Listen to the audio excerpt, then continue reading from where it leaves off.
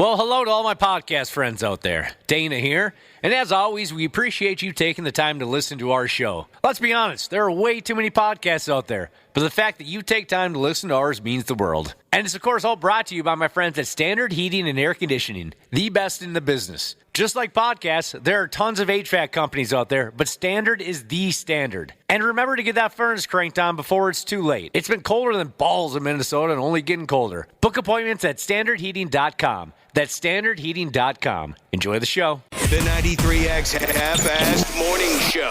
93.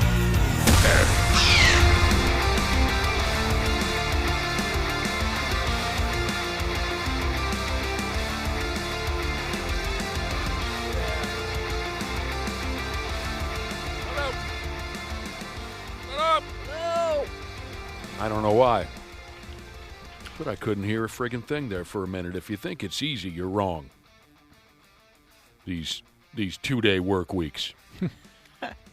Some of yous know all about it. We don't have to tell some of yous the sacrifices that need to be made on a 2-day. Welcome, jabronis, to what we've been calling our mid-holiday season Goat Rodeo end-of-the-year tribute broadcast celebration. This is day 2 of the celebration, Josh. This is the final. I've made some bad choices. 2-day work week, pretty easy, right? Yeah. I've decided I'm just not going to sleep at all this week and see how that goes. I'm miserable today. Dude, I had the same exact vibe. Did you see it? Well, it's technically Thursday. Oh, well, it's technically Friday tomorrow. What have you been doing to yourself? Just staying up too late. Oh. You know how I like to kick it? I've been kicking it. Josh, guess what? What? I'm finally caught up on Landman. Oh, excellent, isn't Josh, it? do you watch Landman? I watch Landman. I watch it every week. If you should watch Landman if you have Paramount Plus. If I had enough money, I'd buy every one of Paramount Plus subscriptions. Here's a guy Seriously. who loves Landman. Oh, it is so I never good, bring it though. up. So you guys good. bring it up. I don't bring it I'm up. pointing at a guy right now. Yeah, he I do love He it. loves the television show Landman. Where else are you going to see a guy, allude to a guy humping an omelet? Yeah. Where else? You would probably have sex with Landman. It's a great show. Does he And wear- the ladies on the show are quite attractive. Oh, my gosh. Does like Landman, showstoppers. does he wear a cape? Nothing like Landman? that. He might as well because he is a hero in the Landman community. I didn't need to see his erection, I'll be honest with you. He was Sure pitching you a did. tent. Yeah. Wait a minute. Felt weird. An erection? Yeah, he was pitching a tent. On television? On television, yeah. Billy Bob Thornton's little Billy Bob. Well, not that little. Ashley's all caught up on Landman. She is. Oh, it's so good. So you've been staying up late I have. watching television programming. Yes. Doing everything. Everything. Name What, it. what else? Just name one thing. Well, there's one thing I don't want to talk Oh, about. yeah. Yeah, I don't even want to do that. Cord organizing. Have you Yeah, been I'm, you know me, I'm a big cord organizer. cord organizing? I like you not to see one cord, if possible. I've been dirt bike racing, Dirt bike racing. paragliding, mud wrestling, Some of those are dangerous to do at night. especially when you're this tired. Can I be the sucker who bites? Go ahead.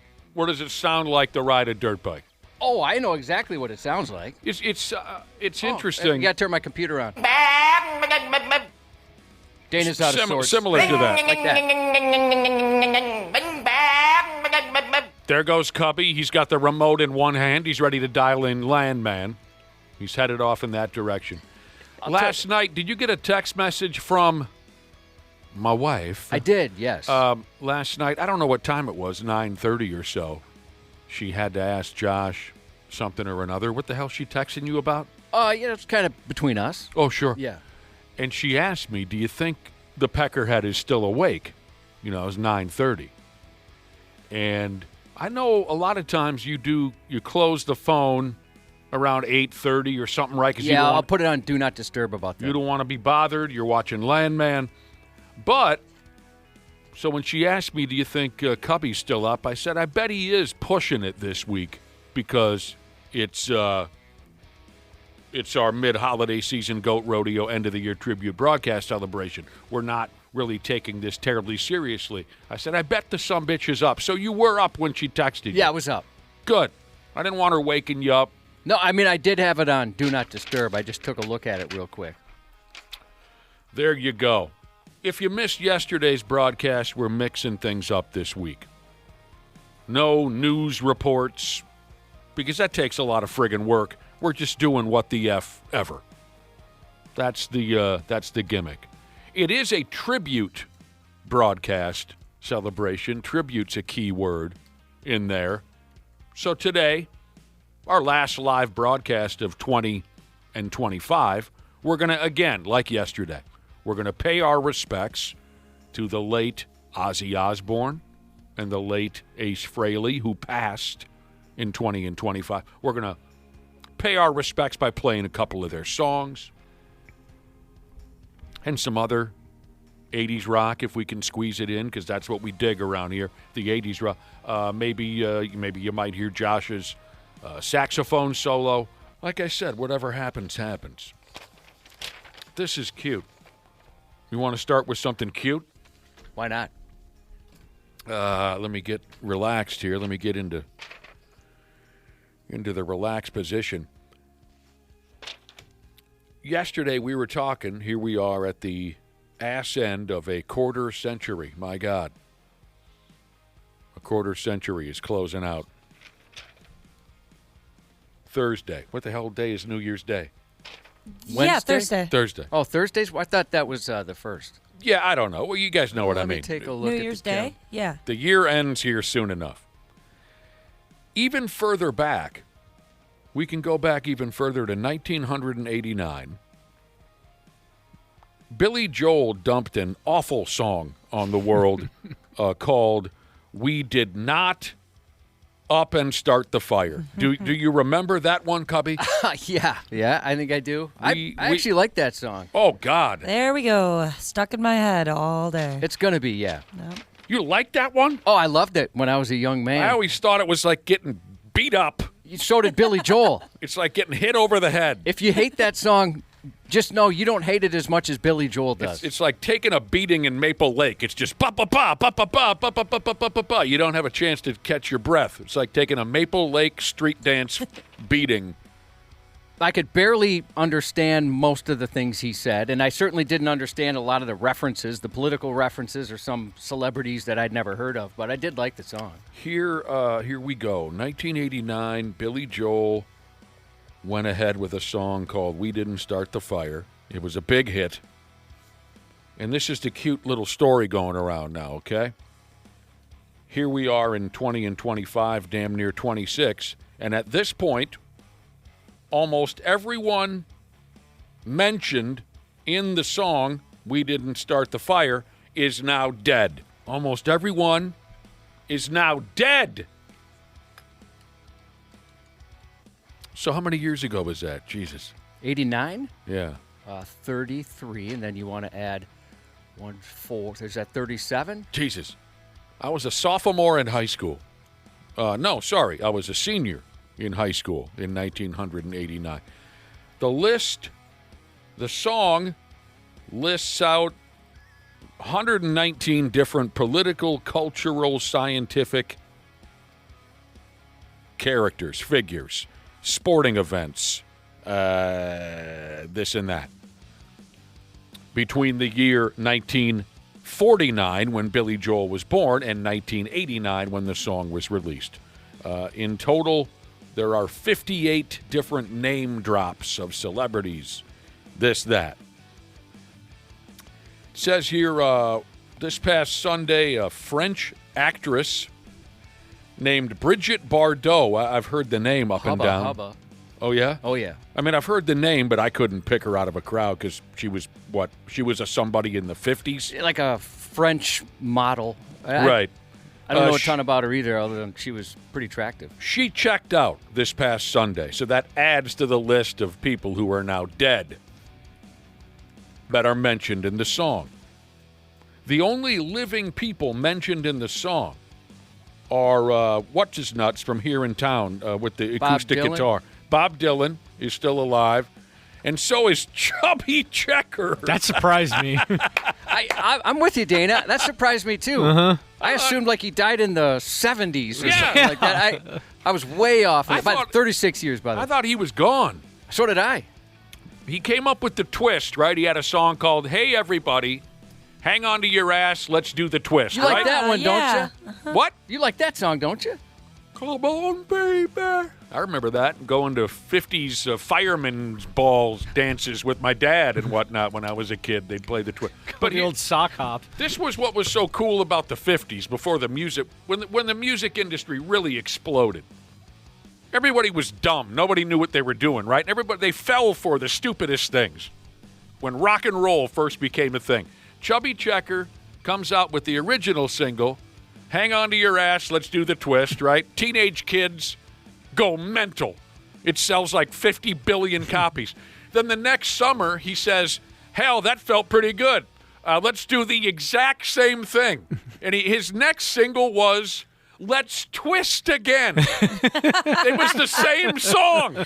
And teenage kids were killing their grandparents in the streets to go get that single, which was exactly like the first one. And Chubby Checker's living on a mountain made of gold saying, my God, thank you, God, for putting me in this time period of rock and roll music. Would you count like Metallica's Unforgiven and Unforgiven 2? Maybe not exactly the same, but kind of close to that? I suppose. You're the Kiss guy, and Gene Simmons, I know you look up to. Did they do something like that? I thought they kind of redid a song and just called it 2. Was it like God Gave Rock and Roll to You? I can't remember. That was a cover. Oh, that was? Okay. Yeah. I didn't know that. Yeah. Argent. I like that song. Do you remember Argent? I know the name. Hold your head up. Hey, hold your head. Oh, sure. I know that song. I don't know. The Unforgiven 1 and 2.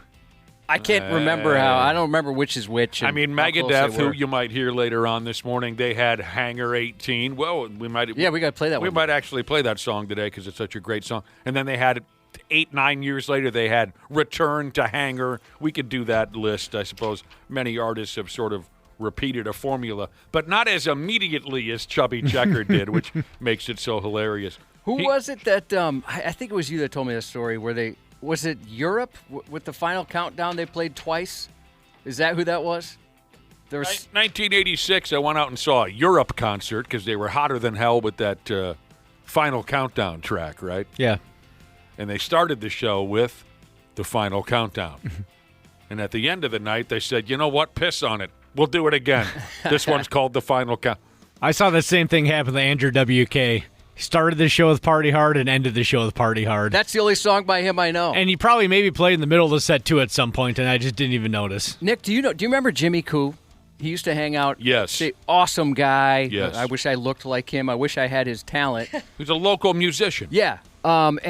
He was in this local band Coup de Grace, and they were awesome with Mark Chaussee, who went on to play with Marilyn Manson. Great guitar player, one of the coolest guys we've ever had the pleasure of knowing. Mark Chaussee is one of the friendliest, most down-to-earth, nice guys I've ever met. And if you want to know like how down-to-earth this guy was. I don't like his wife. Oh, but his wife was awesome, although intimidating and a little much at times. But Mark, so he grew up here. He was playing he was saying they went to Russia or something with Marilyn Manson, played in front of like 1 million people. I thought he said 1 million. It was insane how many people they played in front of. And then he would go and work at the same Carboni's Pizza he worked at since he was a teenager. So this guy that just got off this major world tour when Marilyn Manson, before we knew a lot about him, was this huge star. He's going and making your pizzas. That the Carboni's by you, Dana. Oh, nice. Yeah. He worked there since he was a kid. That's so cool. He was a super funny dude. But Jimmy Coo, what a great singer, great guitar player. I'm pretty sure he was in or underutilized in Andrew WK. Maybe somebody can clear me up. Jimmy Coo. Sure, it's been years. So that's the big, well, I'm not going to call it the big news, but that's the cute, trendy story going around this morning. Is this Bridget Bardot dropped dead at 91 years old. So almost it's a good run. That is a pretty good poke.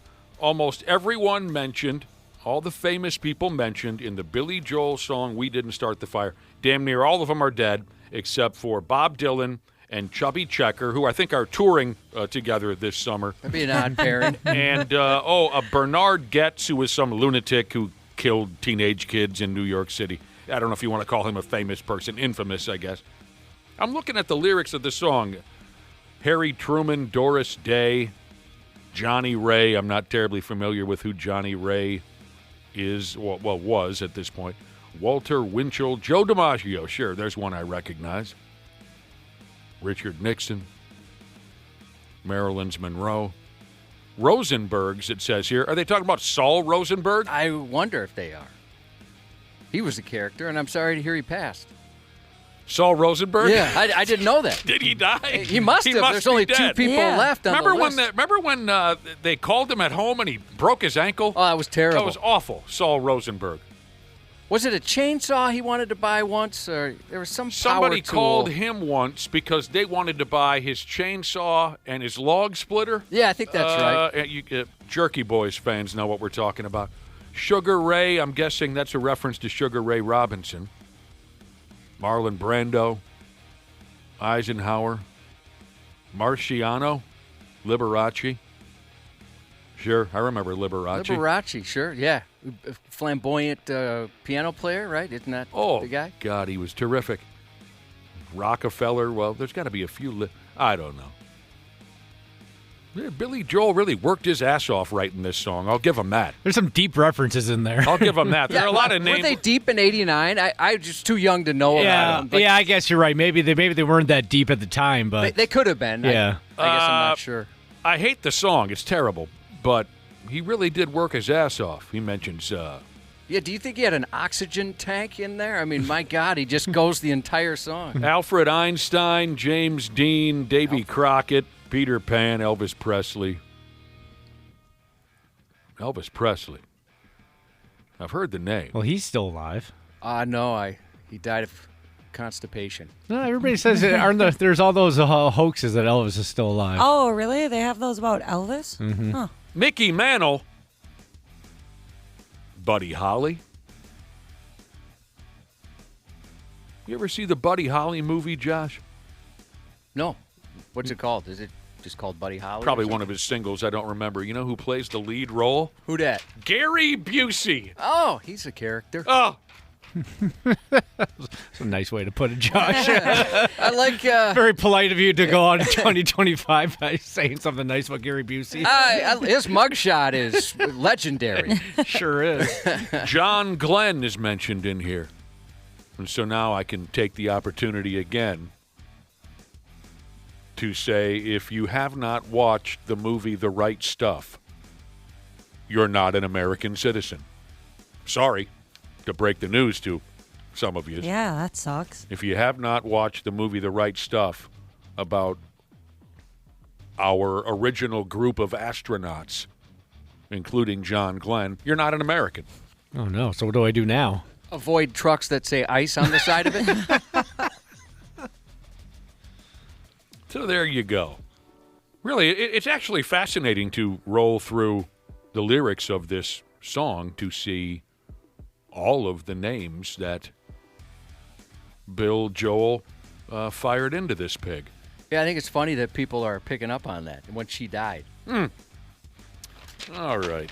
I also read about that song where he says he goes so fast that if he misses one word, the entire thing is just thrown off completely, and he's almost got to start over. I bet. Oh, Wait, that just do would the piss Peter me off. Griffin something people's names, Yep. political thing. Oh, I bet don't it was understand. a bitch to do live. Oh, that's what Oh, yeah. he had to have an oxygen tank there. What doesn't what's it? REM. They've got whatever that song is. They do the kind of the same thing, right? Oh, End of the World as we know it? Yeah. Uh-huh. I should know that because that's what killed my favorite radio station of all time. Nowadays, of course, singers have that teleprompter that rolls in front of them. Mm-hmm. But when he first started touring with this song in 89, 90, I bet that was a bitch to do live. Oh, here it is. He says, Billy Joel himself, who I understand is an absolute prick. Yeah, if you watch, I think it was sucks. Hired Guns. If you watch Yeah. Hired Guns, it doesn't sound like he was a very nice guy. I'll tell you a quick story from that documentary real quick, the one that riled me up. But first, Billy Joel, he hates the song just as much as the rest of us do. We didn't start the fire. He says he compares the song to a dentist drill or a mosquito buzzing around your head. I feel bad for the guy because, I mean, he's had so many giant hits. Maybe it's not the case here, but I'm sure people ask him about it all the time. It was such a popular song. Yeah. Luckily, he had a lot of other hits that people, yeah. fell in love with. He had a lot of hits. Yep, he was a hit maker. In that documentary you mentioned, it's called Hired Guns, I think that's the one, yeah. where they talk about dudes who play on a Springsteen. What's the guy's name? Springsteen. Again? They play on a Springsteen record, and then they play for Billy Joel and Elton John, and they're just professional musicians who everybody wants to hire for their studio recording or their live tour. When I had delusions of, being a rock guitar player, that's what I wanted to do, just be a studio guy, because I don't like to travel, right? So I thought it'd be kind of cool. You just work at one studio. You come in, they're like, hey, write a solo, record this. Or, Right. Kind of like Nuno Betancourt of Extreme, one of my favorite guitar players, one of the best guitar players of all time. He'll go with, like, Beyonce, and he'll kind of do that. He'll play with some of these groups you're just not expecting. So I believe it was from that documentary, Hired Guns, they talked to Billy Joel's first band.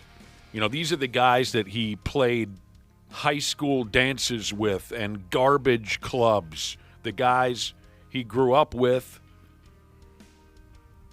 back in the day when they were starving.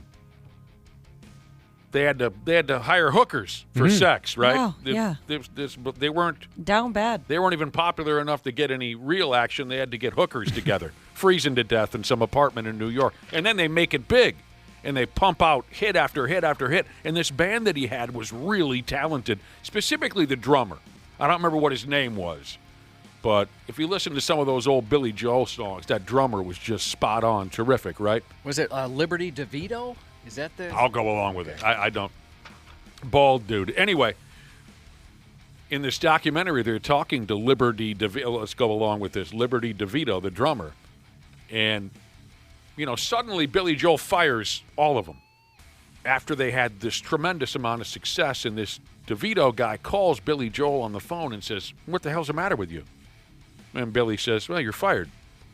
And this DeVito guy says, "After all we've been through, after all we created together, the sacrifices we made for you, and vice versa, after all this time, you're just going to let us go? You can't do that." And Billy Joel, according to this DeVito guy, Billy Joel says over the telephone, "I'm Billy Joel. I can do whatever I want to." Yeah. And that's when I almost grabbed the remote, Josh, and hit the power button. I was so pissed off. I try to block that out. I I'm love with- Billy Joel so much. I'm with you, Nick. We'll watch that, and I wonder. I'd like it if you'd watch it, Ashley, and then tell us if it changes your opinion at all. Assuming this is all true. Yeah. He was a prick. If this is all true. Yeah. The DeVito's the one I remember the most because he looked genuinely hurt, just completely surprised by what happened. Wouldn't you be? Yeah, absolutely. Hell yeah. You'd want to kick somebody's ass. Just beat somebody's ass. What else is going on? Oh, later on this morning, our friend Dr. Andrea Johnston from Gurman Animal Hospital will be swinging by. And we'll jaw. Normally, we take a lot of questions from our listening audience about their house pets, and we'll still do a little bit of that. But again, this is like a loose setup this morning. Maybe we'll just drink with Dr. Andrea. We'll do whatever we want, whatever she wants to do. Dr. Andrea will be stopping by later. I think she's had a great year with the program. Oh, she's been an awesome addition. She's been great. I'm not saying this is, I don't recall how long we've been, but certainly in 20 and 25, we loved having her around. Yep. Probably the smartest woman, if not person, I've ever met. Absolutely. I changed vets. the vets that I've had for, at least 5 years for my dogs. I said peace out to them and went to Dr. Andrea. No holiday card for you from the old vet then. No, not at all. They can keep it. But she's intelligent. She's no dummy. And she's so pretty. Well, I look past that for the person that she is on the inside, Ashley. I But can't look past it. I guess you're right. I did have one sales guy pull me aside, whenever Dr. Andrea first started coming in. Does anyone have any idea how long she's been a member of this program? No. Anyway, when she first started coming in to the building, I did have a sales guy pull me aside and say, "Who was that girl that was in your studio?" Stay away. I'm glad I finally got a chance to meet her. You and I went to lunch with her before we started just to see if she was interested.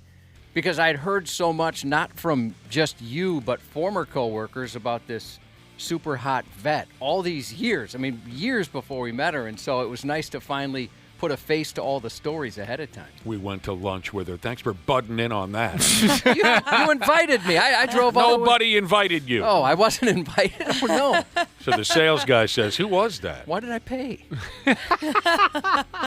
All right, so if this is correct, the first time we had her on, according to our calendar, is August of 2024. F me running. Wow. Has it been that long? I was going to guess 6 months. F me running sideways. All right. I wasn't invited, huh? Well, this is news to me.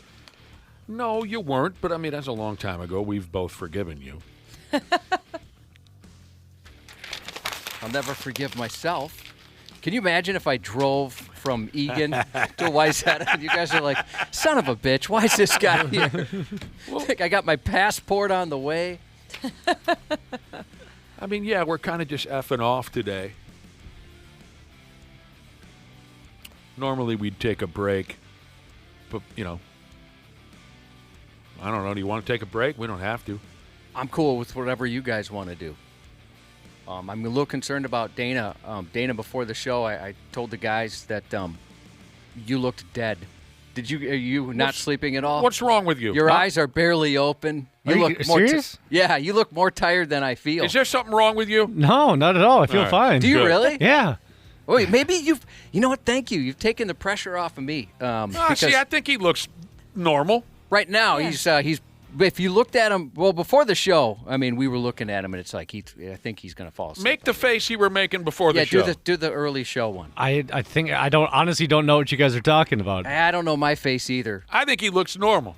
Right now, you look normal. Okay, but before the show, you're saying he looked like he was ready to pass away? I was afraid. I was trying to. I looked up CPR. What to do if a larger man falls over and you got to save his life. Have you been staying up all night? No, not Have at you all. been watching Landman? I've not been watching Landman. You gotta I'm watch not caught up on Landman. Landman. He wants need to to watch binge it. him. Yeah. I'm Yeah, going to he- wait till the season ends. We've got some songs we want to play. Like I mentioned, part of this 2-day goat rodeo is paying tribute to a couple of cats that we lost in 20 and 25, Ace Frehley You know, this list we put together, I kind of want to get through all of them. and Ozzy Osbourne. Dude, I'll play as much music as your little heart desires. I'm hoping people dig it. You know, we went safe with a couple of them, but there's like, I'll throw it out there. There's a Striper song that I absolutely love. That we threw on Striper? there. Soldiers Under You Command. want to push your Christianity on people? That's my goal. Yeah, I want after everybody listen to the show and be a Catholic specifically. I'm a Striper fan. We'll see what we can do. So what we're going to do is take a little break ski and then come back. We'll set up these tunes that we want to play for you in honor of Ace and in honor of Ozzy and whatever else we have in mind. We'll set that up when we return here on the Half-Ass Morning Show. The 93X Half-Ass Morning Show. Well, hello to all my podcast friends out there. Dana here. And as always, we appreciate you taking the time to listen to our show. Let's be honest, there are way too many podcasts out there. But the fact that you take time to listen to ours means the world. And it's, of course, all brought to you by my friends at Standard Heating and Air Conditioning, the best in the business. Just like podcasts, there are tons of HVAC companies out there, but Standard is the standard. And remember to get that furnace cranked on before it's too late. It's been colder than balls in Minnesota and only getting colder. Book appointments at standardheating.com. That's standardheating.com. Enjoy the show. Drinking and driving will change your whole world. The next time you're out with friends, consider what would happen if you got pulled over after drinking, like the legal fees or the time in court or a DUI on your record. Your decision to drink and drive could change someone else's world too if you hurt or even kill them in a crash. Instead, what if a decision to call a sober ride changed your world for the better? Drive sober or get pulled over. Paid for by NHTSA. Hey y'all, it's Lainey Wilson. St. Jude gives kids with cancer the chance they deserve. Families never receive a bill from St. Jude for treatment, travel, housing, or food. But we can't help these kids without you. This holiday, help St. Jude find more cures for more children. Donate now at musicgives.org.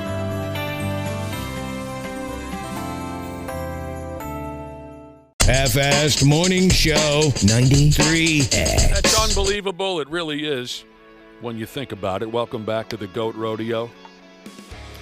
The mid-holiday season, end-of-the-year tribute broadcast celebration edition of the 93X Half-Assed Morning Show. It's part 2 of our 2-day celebration. You've been a great crowd so far. I have a multiple-choice question for you ball bags. You ready for this here? Dana? Yeah, bring it on. Ashley? Uh-huh. Kiabi? I don't respond to ball bags. Multiple choice question. I Here look it- at them. Huh? I look at them. I rate them. I photograph them, but I do not respond to ball bags. You're a ball bag photographer. Here's the question. I need a guess from each of you as we're closing in on the new year. Americans have voted. What do you think they named the top something or another that we want to do, the top activity that we want to get involved in tomorrow for New Year's Eve? Here's multiple choice. Here's your choices. A, again, these are Americans voting on what they most want to do with their New Year's Eve tomorrow night. A, binge-watching Netflix programming. A. That's A. Josh has made up his mind. Yep. Doesn't need to hear the other options. B, unprotected sex. C, protected sex. Definitely not C. That's a lame. When's the last time anybody's had protected sex outside of locking the front door or car door, depending on where you're doing it? I have to have stupid protected sex now. Why? It's no fun because I don't want to get pregnant again. Well, I suppose can you take like a contraceptive or something? I don't want to. I stopped taking them like 5 years ago or so, and that I just feel a lot better than when I used to take them.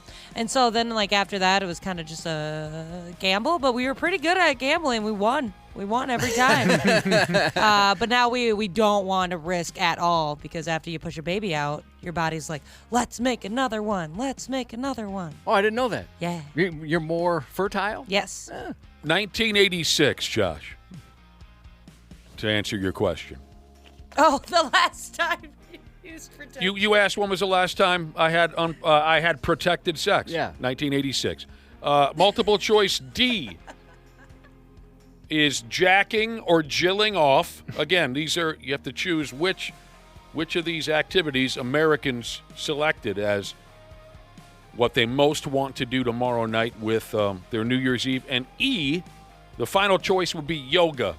Now, Josh already made his guess. He thinks the answer is binge-watching Netflix programming. What about Ashley? What would you say Americans are aiming to do? I'm going to go with E because why is that in there? That's a good point. It's such an oddball out of left field. Yoga, it's very popular. People do it on surfboards. They do it with goats. They do it. What else do they do? I don't know yoga. They do it when it's extremely hot. Hot.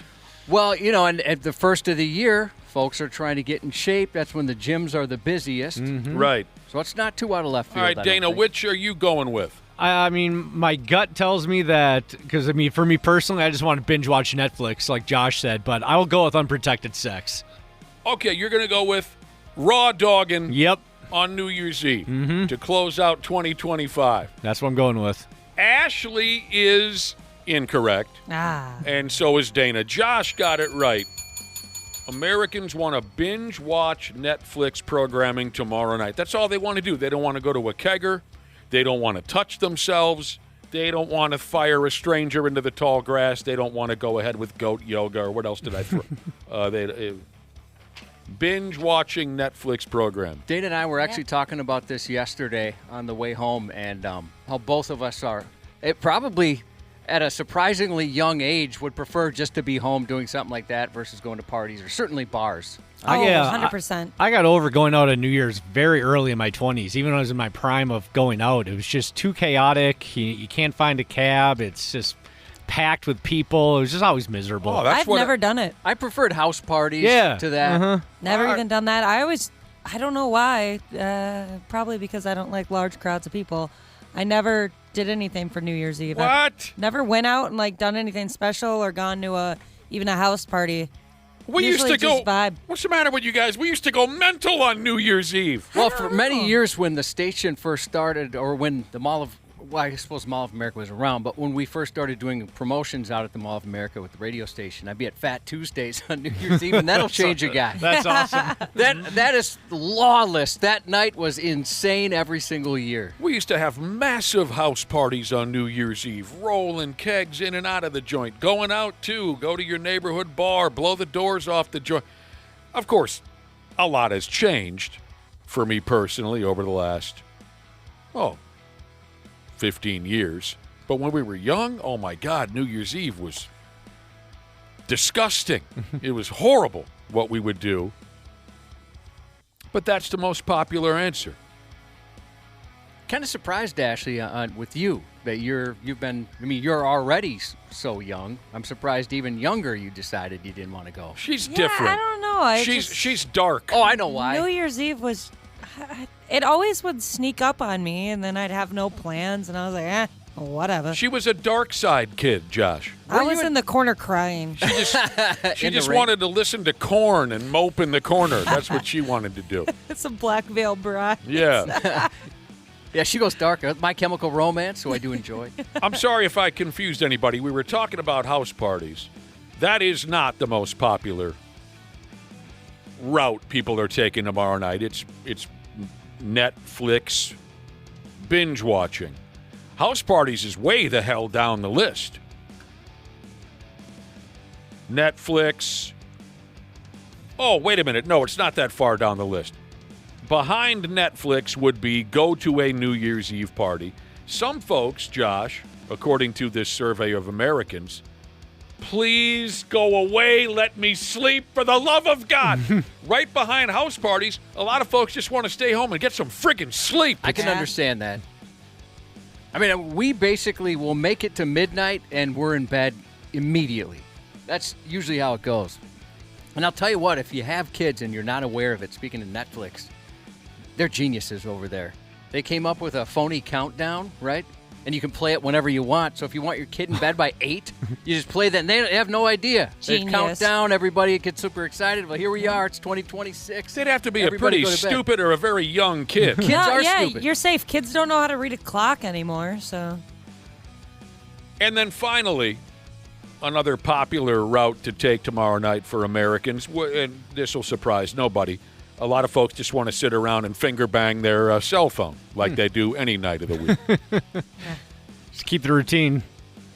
Isn't that something? Josh, I'll like probably you, stay up till midnight. House parties aren't what they used to be on New Year's Eve. Oh, I haven't seen midnight in a few years, but if it happens, I'm okay with that. Oh, on New Year's Eve you don't? What? You haven't seen midnight on New Year's Eve? No. There was a couple years there in a row where I didn't make it to New Year. Well, didn't make it to midnight. But that was when I smoked a lot of weed. So I was just very sleepy, very early. But I try to make it now just to get that adorable New Year's kiss. And then I'm like, all right, let's go to bed. oh, your kid will probably wake you up anyway, even if you do fall asleep. No, don't jinx that. He sleeps through the night now. Ah, man.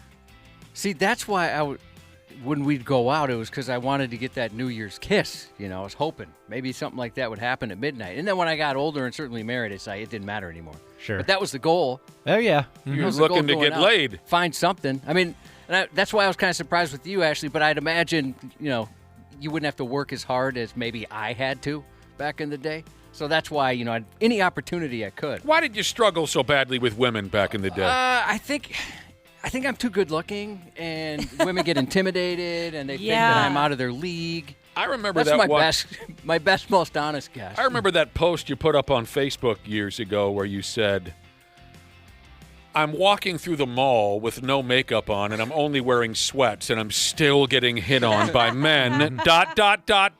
ugh. Was that the first humble brag? It was. Yeah, that's the That was the first recorded instance of a humble brag. So again, the most popular activities for Americans tomorrow night, according to a report, finger bang the phone, number 4.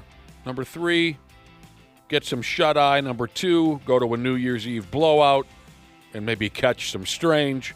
And number 1, watching Netflix on your television. This poll said 1 in 4 people would rather go see their dentist than go to a New Year's Eve party. No. I wonder if that's the same person that would say that about any party. Yeah, seriously, because why would you? That's my guess. Have we become because of the constant staring and finger blasting of the cell phone, have we become just generally introverted? Oh, I think so. Oh, yeah. You don't have as much experience. I mean, even like yesterday I had a doctor's appointment and they push you virtual, right? Or customer service. It's almost impossible to find a customer service where you can call someone on the phone. They'll push you to chat or something like that. I hate that. Did the doctor have to check the old brajola? No, nothing like that. Oh, that's good. Your butthole? I was worried that they would make you do that on camera. That's a HIPAA violation. I can't tell you that. But yes, you're it was butthole related. You're a HIPAA. All right. There you go. New Year's Eve, huh? Nick did ask me yesterday, I was telling him off air, I got this thing coming up today, and he's like, they're not going to make you, spread it on camera. There's no way I would have fallen for that. Spread them. A virtual doctor's appointment concerning your anus. Yes. Why are they constantly bothering you down there? I was a follow-up to the colonoscopy. Good Lord. Is all that was. But yeah, I was kind of wondering, are they going to ask me? Because I'm not, there's no way. You are almost constantly placing your unit or your ass on a doctor's, what do they call that thing that you sit on? Motorcycle? Examination table. Thank you.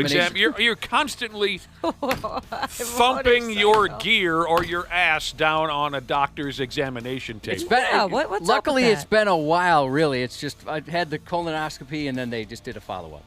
But you're right. For a while there, my genitalia was very, very on display in the medical field. I think they've got a thing for you. They want you to keep coming back. 20 and 26. Get used to saying that out loud, I guess, right? Yeah, I wrote that down. Yeah, I have a cute little calendar at home.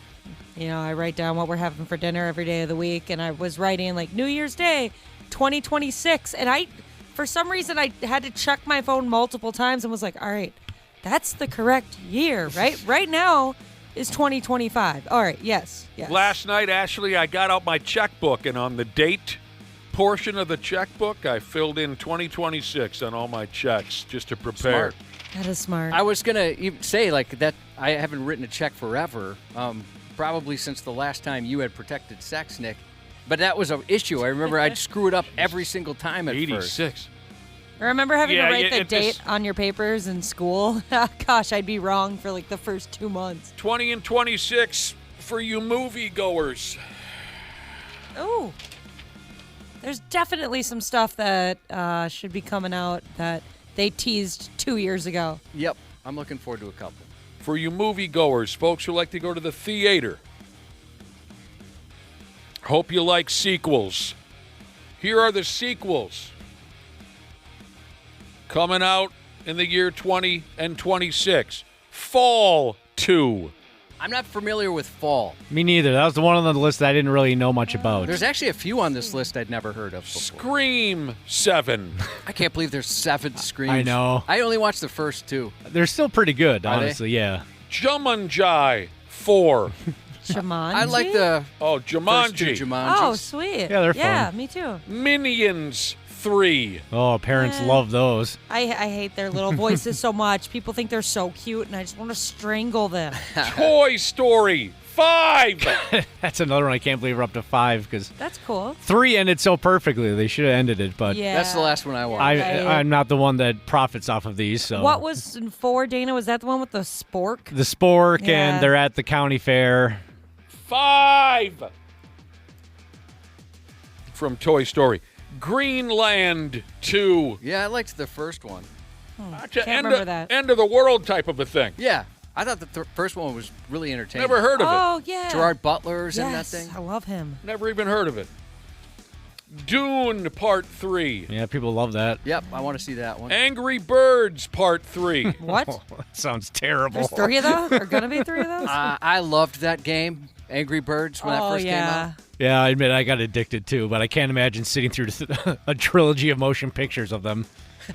Back to Toy Story, Kidney Stone Jesus said, "You know those poor toys are just constantly watching Andy jerk off now." Gross. Somebody doesn't watch the movies. I don't even think he lives there anymore. Watching Andy jerk off? Well, he's probably of age. Who the hell is Andy? Yeah, he's college age now. Yeah. So in the series. Scary Movie, Part 6. All right, I'm down. Are you? Yeah. I watched maybe 10 minutes of the second one, and I couldn't get through it. Oh, they're so good. I dig can't this. get enough. I dig it. Didn't like a guy getting stabbed by a penis in the That's when bathroom stall? That's when I turned it off.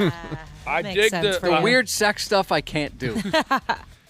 I don't know which is which when I sit down and see a Scary Movie edition on my television. I don't know which one I'm looking at, but I like those Wayans brothers. I don't care what anybody Yeah. says. I like those So here's one for you as we're rolling through the massive pile of sequels that we'll have to fight our way through in the year 20 and 26. What do you like the sounds of this? Focker-in-law. Another series where I enjoy the first one and maybe the second one, but I've kind of lost track of Greg Focker and his clan. First one was fun. Yes. Beyond that, What's the one stupid. with the you can milk anything? That's the first one. Yeah, that one was good. Beyond the first one, totally stupid. Mm-hmm. But this one's Cubby's going to be called Focker-in-law. That's kind of funny, right? No, it isn't. It isn't? Yeah, I don't like it either. Violent like Night 2. Yes. Yes. I'll watch it. I like Violent the first Night. one. I guess we'll have to wait for next Christmas. That's with David Harbour, right? Or do I have the wrong one? I'm not sure. The guy from Oh, yeah, from Stranger Things. Yeah, that's correct. Enola Holmes. Those are great. Those are real fun movies. Enola Holmes. Millie Bobby Brown from Stranger Things is in that. And Henry Hubba Hubba Cavill. Your guy. Part 3. Never heard of Enola Holmes. Those are fun. Cubby, how much does it cost me to get into my local movie theater? What movie? It depends. Let's say like Air Bud. Oh, that's $2. What if I want to bring 2 of my friends $6 is where we're to at see there. Air Bud? Correct. Yay. Yay. Coming out in 20 and 26, Air Bud returns. Yay. How old would Air Bud be now? When did the first one come out? This is his legacy. Like 95? I wanna Oh, say. I love the Air Bud movies so much. Is this 97. Air Bud is dead. This is a Hey. dog that plays football. Basketball in the Does- original. He but plays basketball. he branched out, if you remember, a seventh inning fetch. He played some baseball. Played a little baseball, seventh inning fetch. Oh, no. Air Bud died like right after the movie came out. Yeah, I didn't want What? to bring The that up, puppy? Josh, but Yeah, he died. Well, I think nobody's surprised that a movie in 87, the dog lead character's not going to be Dr. around. Andrea put him to sleep. No. It cost me $2 to get into my theater to see Air Bud. Yeah, for Air What if Bud. I want to bring 11 of my friends? That is okay. We got one. It's $2. 11 times 2 would be 22. Yay! I threw him with that one. I'm terrible at math. Mortal Kombat 2, Practical Magic 2, Super Troopers 3. I liked Mortal Kombat. yeah, the one was very fun. The most recent one? Yeah, on HBO. Yep. I That like was a that good too. time. Avengers Doomsday. You're still doing this Avengers thing? Yeah, I'm with you, Ashley. I done. really enjoyed a lot of those. I thought they kind of got better. I thought they were funny. Obviously there's all kinds of action, but it's a little much when they're coming out with like 6 a year. I for a can't while. keep track of it. I Yeah. long have lost track of what the Avengers are doing, who's alive, the who's timelines, dead. Yeah, the it's just- universes. People die and come back to life. These are sequels coming out next year. The Social Reckoning.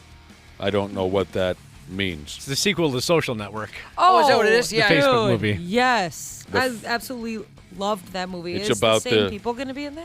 The creation of Facebook. Yeah, that's what the first one was about. Who's that the main like nerdy guy in it? I thought you had a big crush on him. Yes, and you don't I do. Remember? I can't think of his name. Jesse Eisenberg. Oh gosh, I love him Yeah. because he's in the Magic movie that just came out, the sequel to Now You See Me. Yeah, I'm not Very familiar good. with that. Very good. What am I doing here? Heartstopper Forever. That's a sequel to, I guess, the original Heartstopper. Anybody? I looked it up, but I didn't know much about it. I hadn't heard it before. The Devil That's Wears cute. Prada Part 2. They should have called The Devil Still Wears Prada. The Devil Wears Prada Part 2. It sounds like a chick flick to me, but I have no idea. Anne Hathaway Yeah. fashion movie. It's actually very good. I enjoyed it a lot. Have you yes. seen, Josh, did you and I sit down and watch this one, the Skinamax version? The Devil Wears Nada? That's right. The Devil Wears Nada. I had a girlfriend who was obsessed with that book. I think it was a book first, Yep. and then the movie at the time. She loved it. The Mandalorian and Grogu. Oh, yay. I love that little guy. He's cute. Baby Yoda. It's just the little tiny guy. I liked the Mandalorian. Baby Yoda. Oh, I love when he just walks around. And he goes by the name of Grogu. Yeah. And the Mandalorian, that's Boba Fett, right? No. Forget it. The Strangers, Chapter 3. They're killing more people in the Strangers movie series. Didn't Great even get movie. to the second one. Paw Patrol. Oh my gosh. You guys. They're calling this one Paw Patrol, the Dino movie. Oh, my niece will be there for sure. Oh, Yeah, I remember our cop friend, state trooper friend, Gordon Shank, was saying that his kids are obsessed with Paw Patrol. Did they like the dog or the cop? Yeah, Chase. Chase. What if they hated the cop? Wouldn't that be something? They prefer the fireman. Marshall. I'm not even done yet. Ready or Not 2, and the rest of the title is Here I Come. Ready or Not? Anyone? Not familiar with that one either. Spider-Man, Brand New Day. Oh, wait a minute. This sounds great. Oh, Ashley, I wonder if you're even aware of this. You like Brad Pitt, right? Yeah. But you're a big fan of, Leonardo DiCaprio? no, I'm getting there. You're a big fan of Inglourious Bastards. Yes. For a second there, I got lost. How do you feel about, what was that sort of boring, half-assed Manson movie that Brad Pitt was in with Oh. Leonardo DiCaprio? I walked out of the theater. What Is was that it something called? about Hollywood? Once Upon a Time in Hollywood. Yes. There's a few really great scenes in that movie, but it's a little too long and kind of boring. Yeah, Right? I walked out of the theater and then everybody told me that the ending was the best. Yeah, the ending was fun. Whoops. Anyway, so I didn't mean to pinpoint you exactly. I got mistaken. I thought you were a big fan of Once Upon a Time in Hollywood. It's actually Inglourious Bastards. But this sounds really cool to me because I did really like Brad Pitt's character in Once Upon a Time in Hollywood, Cliff Booth.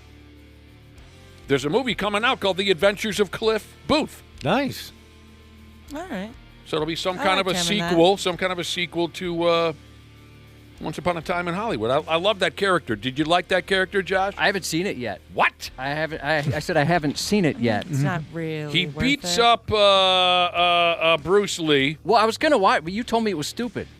Yeah, it is kind of stupid. Yeah, so I decided I'll put that lower on the list. Oh, I didn't know you took my word. So That's why I bought. The movie that everybody loved, the horror movie that everybody loved, but you hated it. Oh, Jordan Get Peele. Out? Yeah, I bought that movie. Terrible. Because I heard so many good things about it. You told me it sucked, and I never watched it. Good for you. You made the right call. And yeah, like Ashley and I were just saying, Once Upon a Time in Hollywood has a few really great scenes, but overall it's kind of boring. Yeah. But Cliff Booth, that character is fun. He tunes up some hippies over at the Manson Ranch. Oh, you did. You had me all excited. I thought there was going to be like a part 2 of Inglourious Bastards, but then I thought about it, and that doesn't really make sense because Hitler's gone. Listen to this sequel. Well, I'm sorry. Before we move on from Brad Yes. Pitt, I saw the movie F1 last week. I thought it was really entertaining. It was so great. That was good. If you're looking Yes. for something, if you have Apple TV, I thought that was pretty entertaining. Absolutely. Dude, offended millennial Jesus is trying to creep us out this morning. He texted in, and he says, because we mentioned there's a new Strangers movie coming out, The Strangers Chapter 3. Offended millennial Jesus says this, do you know why the Strangers keep killing people? Because they were home. Oh, yeah. Listen to this title, Josh. I can't go to this movie. Insidious, The Bleeding World. Yeah, I don't like that. The Bleeding the World? That's who's cleaning that up? The world is haunted. Anybody make it past the first one? It was entertaining enough. No. Yeah, I've seen them all. Oh, yeah? For no real reason, I haven't watched the rest of them. Dana, get ready to adjust your little jean shorts. Oh, yeah? Oh, is there a Bruce Springsteen movie The or Super something? Mario Galaxy movie. It looks fun. The first one was very fun. You better have your SpaghettiOs before you go see the Super Mario Galaxy movie. Why is that 4-year-old man in this movie by himself? Dressed up like Mario. But don't eat too many SpaghettiOs because you'll fall asleep in the theater. You got him all over my shirt. Oh, Josh, there's another sequel coming out called 28 Years Later, The Bone Temple. You've offered to take me to the Bone Temple a few times. Never once have you wanted to join me. That's what Josh calls his bedroom. Worship the Bone Temple. And finally, I guess this is the full list of, how do you call it, sequels coming out next year. Peaky Blinders? What the hell is that? People love that. Is that a TV show? Yeah. Yeah, it's like a British cop show or something, I think. Yeah. I They think they're advertised, or they had at the Vikings game Thursday, or the Christmas Day Vikings game on Netflix. They had like a little Peaky Blinders Yes. area. Did you see that? I No, thought I that missed was that part. such a cool idea. And to Good for their promote it. advertisement department because I thought that was so neat. I noticed it a couple times before they called attention to it. I was like, what are all those old-timey guys doing in that little bar? Oh, right really? there? I didn't notice it. And then they called it out. This here movie's going to be called Peaky Blinders, The Immortal Man. I've heard nothing but great things about the show. I just haven't been able to get into it because it's a little daunting. There's 6 whole seasons to watch. Some of those shows where it's all British, and Nick, I know you feel the same way. I know they're speaking English, but I can't understand a word they're saying. Yeah. It's too fast. The accents are too thick. Can't follow the British accent at all. I got to have the closed captioning on. I have closed captioning on for almost everything I watch now because my hearing has gone into the toilet. I have noticed that it's dwindling a little bit. It's these loud headphones all these years, I think. Day after And loud day. music. And I talk too loud because I can't hear myself. Where was I going with this? You sound like my dad. My dad's in his 70s. Do I talk as loud as your 78-year-old dad? Yeah, about. I can't hear myself, Ashley. Listen to this. Too old to be stoned at work. Jesus texted in. We were talking about that once upon a time. How do you say it in Hollywood? Too old to be stoned at work, Jesus said. Lame claim to fame. I went to high school with the dude who plays Bruce Lee in that movie. That's kind of cool. Oh, that is cool. Yeah. That's very cool. Yeah, the guy was good as Bruce Lee, too. Yeah, he was. He was. Till he met old Cliff Booth. Yeah. Tossed him into that car. He chucks him into the car. Who else was good in that? Anybody, like, was Austin Butler good in it, or Oh, I didn't even know Austin Butler was in that movie. Oh, I can't remember. Luke Perry? It's all. I don't have no memory of Luke Perry in that movie. It's all Brad Pitt and Leonardo DiCaprio? It's the two of them pretty much constantly. I didn't even know those other two people were in there. I'm just looking at the IMDb. It says they Austin were. Butler, what role did he play in that movie? Anyway. Says your mom? Charles Watson? Watson. No, I'm not following it. I'd have to see him in his get-up to be able to. I'm sure I could pick out. So there you go. The Half-Assed Morning Show. Minnesota's 93X. Yeah. Welcome back to our year-end tribute celebration show here on the 93X Half-Assed Morning Show. This has been fun so far. We don't play a lot of music on this here program normally. And that's okay by us. I mean, we're radio personalities. We love to hear the sound of our own voices, right?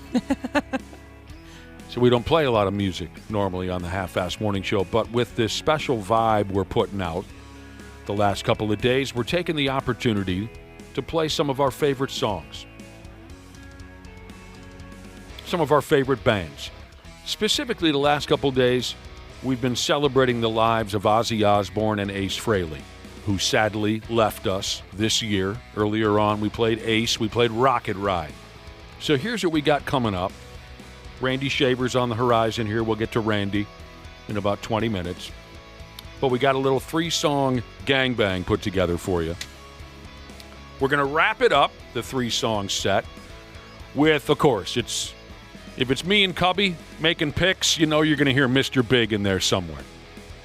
And we're going to wrap up the 3-song set with their first single from 1989, Addicted to That Rush, which simply, the first time I heard it, Josh, it parted my hair. I can understand. It dropped my D in the dirt. It straight up parted my hair. It was fun. We went to the show last year. Ashley was there as well, and it was cool watching her reactions because, it's not really her style of music, but you really got into it, and that felt good to us. I absolutely fell in love with Mr. Big, and I mean, it's one of the best live shows I've ever been to. Well, that's awesome to hear. It was fantastic. The musicianship displayed all over Mr. Big's catalog is terrific, and you'll hear every bit of it in the song Addicted to That Rush. This is always exciting for Josh and I to consider there might be someone out there who's never heard these songs before. Paul Gilbert, Mr. Big himself, Billy Sheehan, the late Pat Torpey, Eric Martin on lead vocals.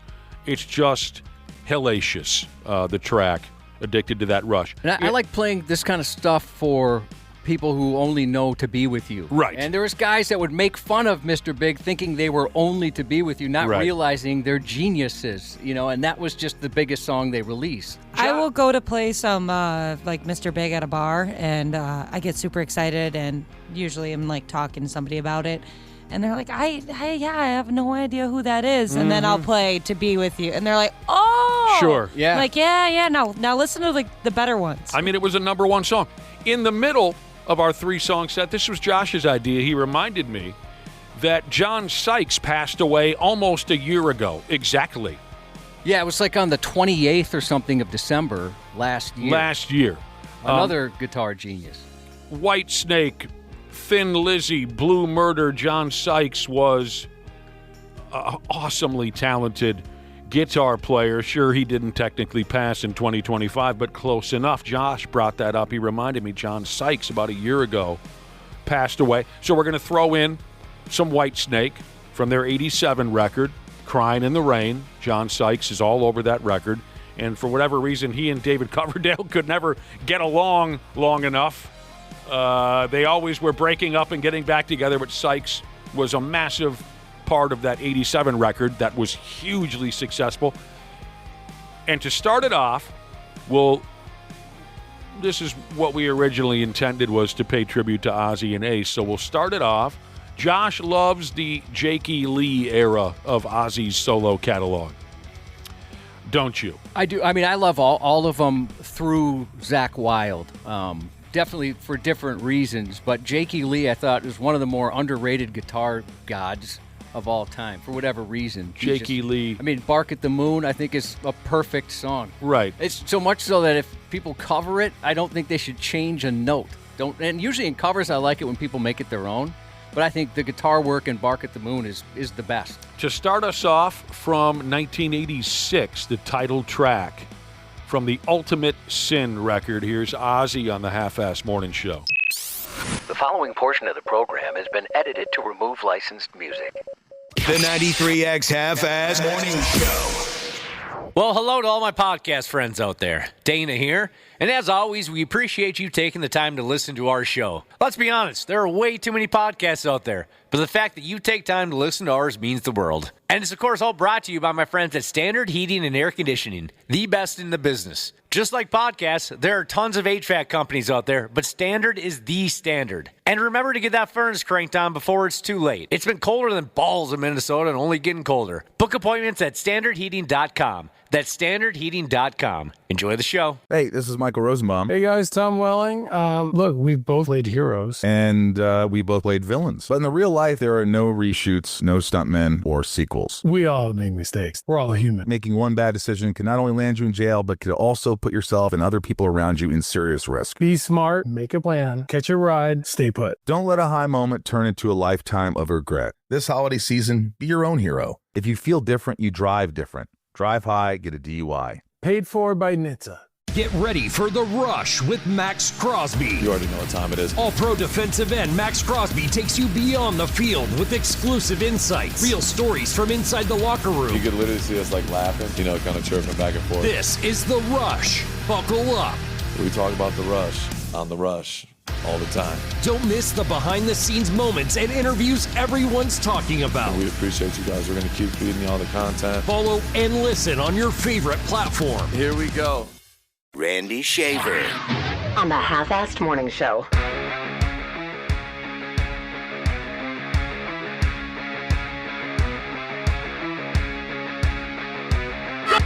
Care about my first shit. Trae Young looks like my dad's I never saw my dad. He still looks like I don't even. What was that? I don't know what's wrong with those guys. Here's Randy Shaver and C. Willi Myles, too. Hello, boys. Oh, good morning. C. Willi Myles, Howdy. Randy Shaver, C. Willi Myles. You guys haven't spoken in a while. Yeah, good morning. I didn't even know we were still on speaking terms. See Willie, by the way, he's still got it. He's a talented athlete. Ashley tried to kill him with she could have placed this electrical cord in a better place. She sure did. You dodged that like a champ. That took me out the other day. Yeah, I felt so bad. I walked in as soon as it touched my ankle.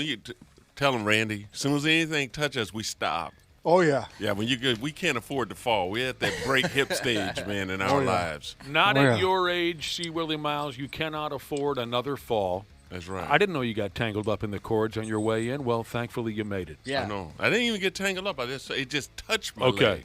It's like anything that touches you stop. You're safe now? Oh, yeah. You're seated and safe? I have marked myself safe. Good. You're good. You updated your Facebook status? Right. Yeah. Safe at 93X. You are a good athlete. I almost had to buy Ashley a new computer with how hard I tripped over that thing. Took it all out. Did we catch all that screaming and shouting in the intro? I didn't have my headphones on. Did we hear all of it? We'll have to play it again. Yeah, we did hear it. Because it leads to a fairly interesting story. Can we play it again? Trae Young looks like my dad's I never saw my dad. He still looks like Okay. This has been going around the internet now. And I think this is a year or two old, actually. Yeah, it's old, and it's just kind of what this became that makes it even better of a story. So Trae Young looks like my dad's D, the guy says. And then because he's on camera, I think he thought to himself, I better explain myself. Yeah, what did I just say? Right. And he says, I've never seen my dad's D. I don't believe him now. Right. But he still looks like shh. That's a New York Knickerbockers fan screaming drunk after a Knicks game against the Atlanta Hawks. They're all screaming insults at Trae Young, the little point guard for the Hawks. Right. And this became very popular on the godless, soulless, and wildly misinformed social media. Knicks fans raging against Trae Young. Now, that dude who was hollering about his dad's penis, his nonsense eventually landed him a role on a television show. I've never heard of the television show. Josh, do you have it in front of you? Let me double-check what that was again. But some actor or director, real deal Hollywood type, saw this guy. Marty Supreme. The show is called Marty Supreme. Never heard of it. Never heard of it. It's out now, right? Yeah, isn't that a movie? Yeah. I couldn't remember if it was a Netflix show or a movie. No, it's By the out way, right now. okay, it's a movie called Marty Supreme. The guy who's hollering about his dad's Johnson is quite heavy. As a matter of fact, I think his handle on social media is Fatrick Ewing. That's pretty funny. And so he hollers and screams. Someone in the movie business sees him hollering and screaming and says, that dude, whoever he is, should be in this movie. And now he's an actor. Wow. So I guess don't let anyone tell you that getting drunk and cursing into a camera after a ball game might not do any good for you. Yes. About your father's penis. Yeah. Specifically, if you have to bring up your parents' genitalia, do it. How random is that this director sees him and goes, that's my guy? Right. That's him. Fatrick Ewing. You got to imagine how Timothy Chalamet feels now. I mean, this guy went to the Juilliards.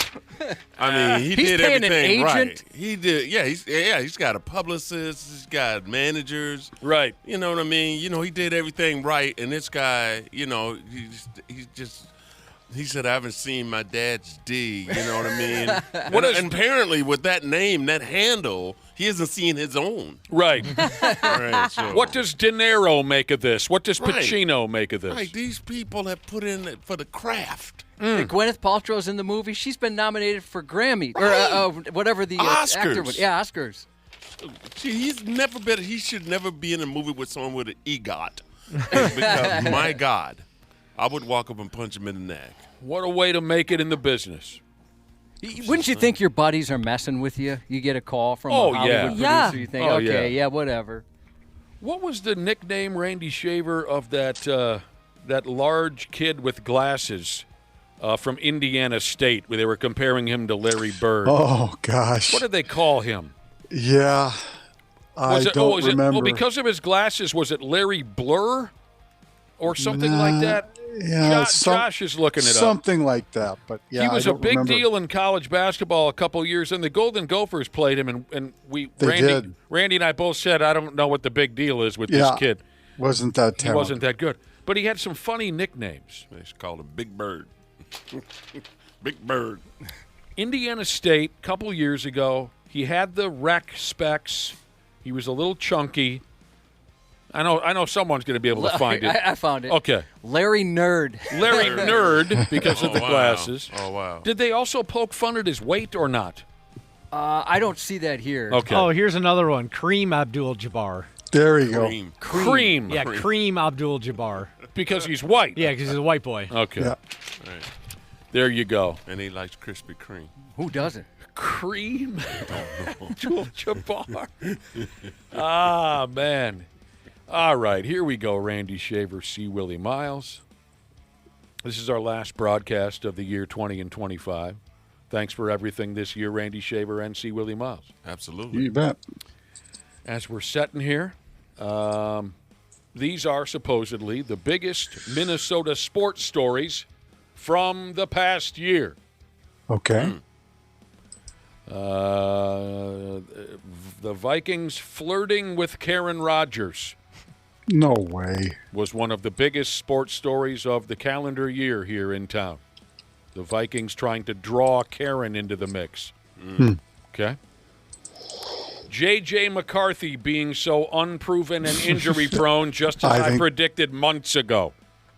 Yeah, I think that's definitely a storyline. I need to go a couple straight months without hearing the name J.J. McCarthy. Me too. Yeah, I would say there's a bigger one, but yeah. Well, we're getting there. We're just getting started, Randy Shaver. That's two. Nick, I was shopping for you for a T-shirt, another T-shirt I wanted to get you. I had to look for it, and I found a 9 shirt with JJ's face, his intense face. It said 9 on it. And believe it or not, they only had one left, and I'm guessing because they didn't order very many, but it was like a child's size shirt. With that stupid face? With the face and everything. I saw it, I'm like, this is perfect. I love that meme or whatever it's called. Mm-hmm.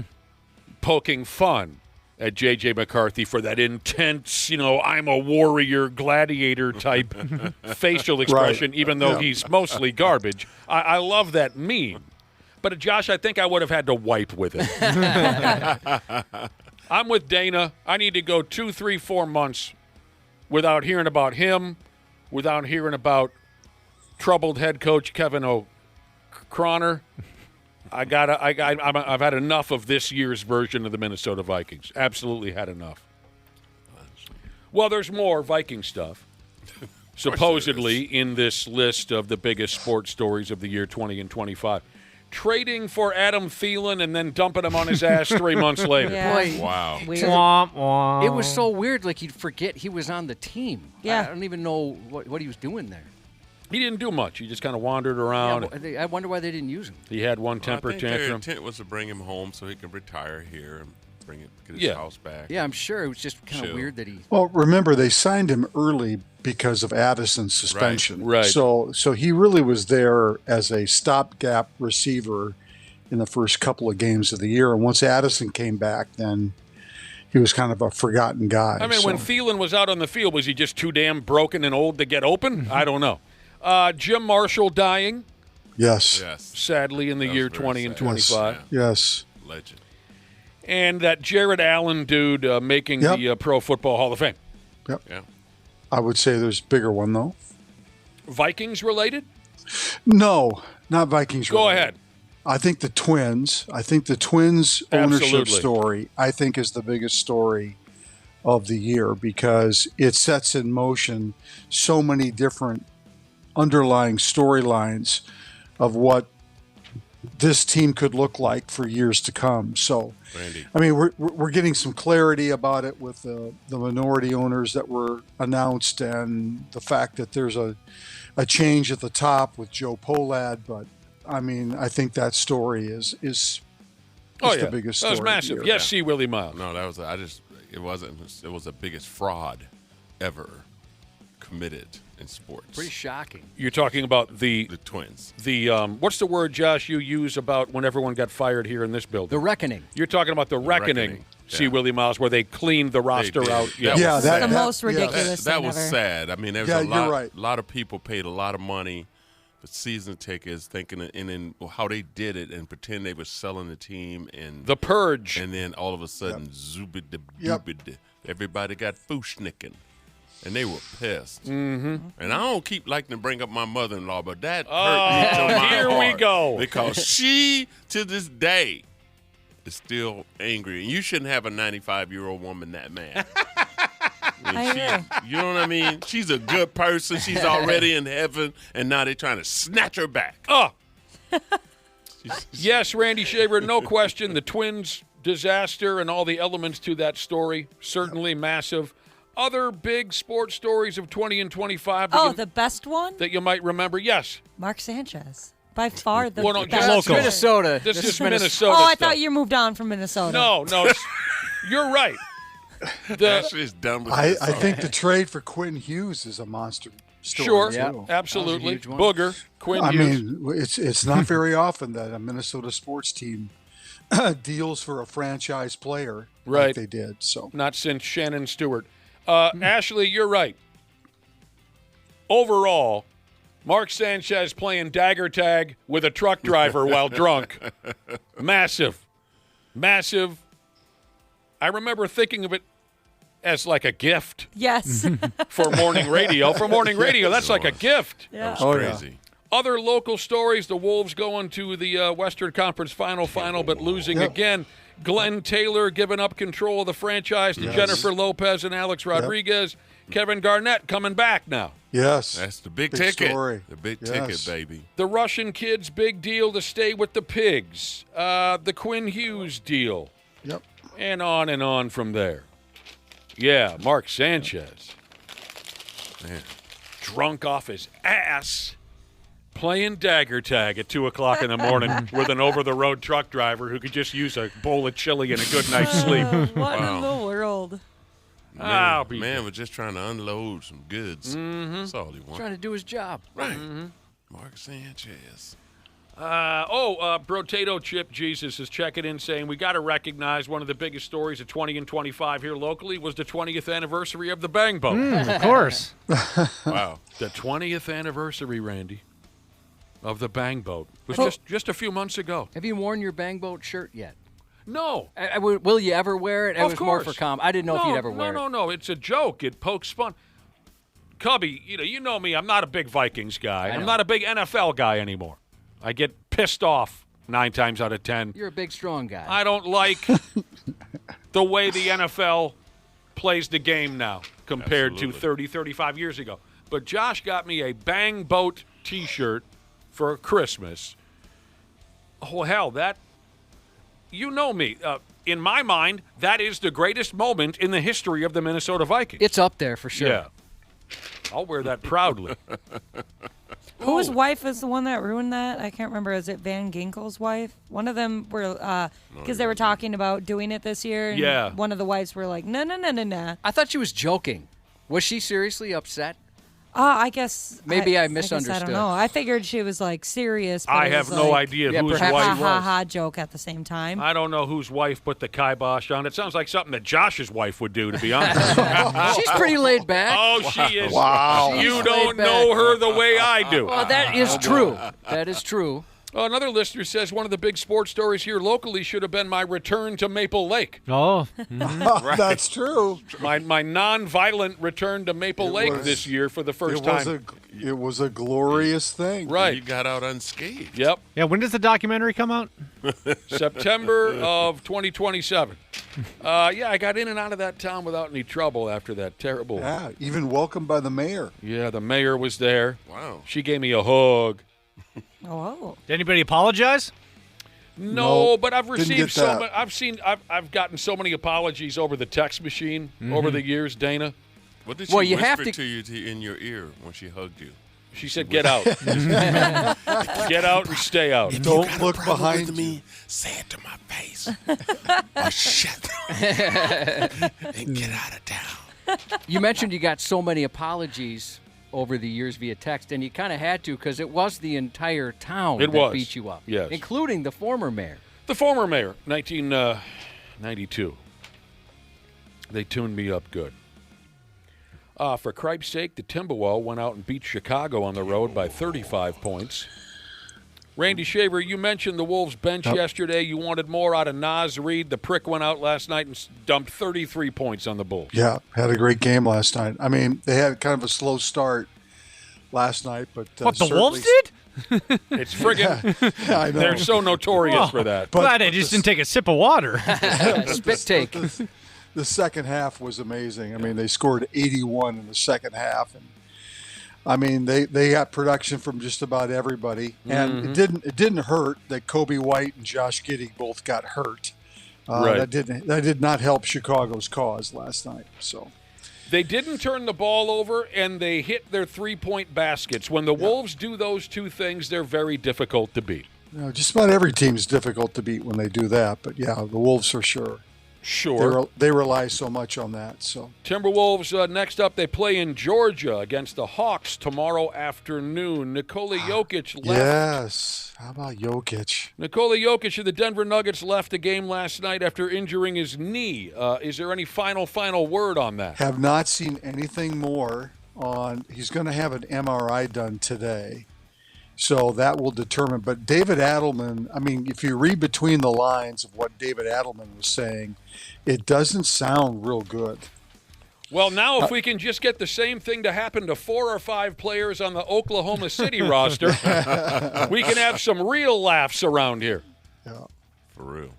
Jokic went down, huh? Yeah, he stepped on a player's. It looks like he stepped on. I'm trying to find the video. In fact, I just popped it up here right now. It looks like he stepped on a player. Stepped on him. Yeah.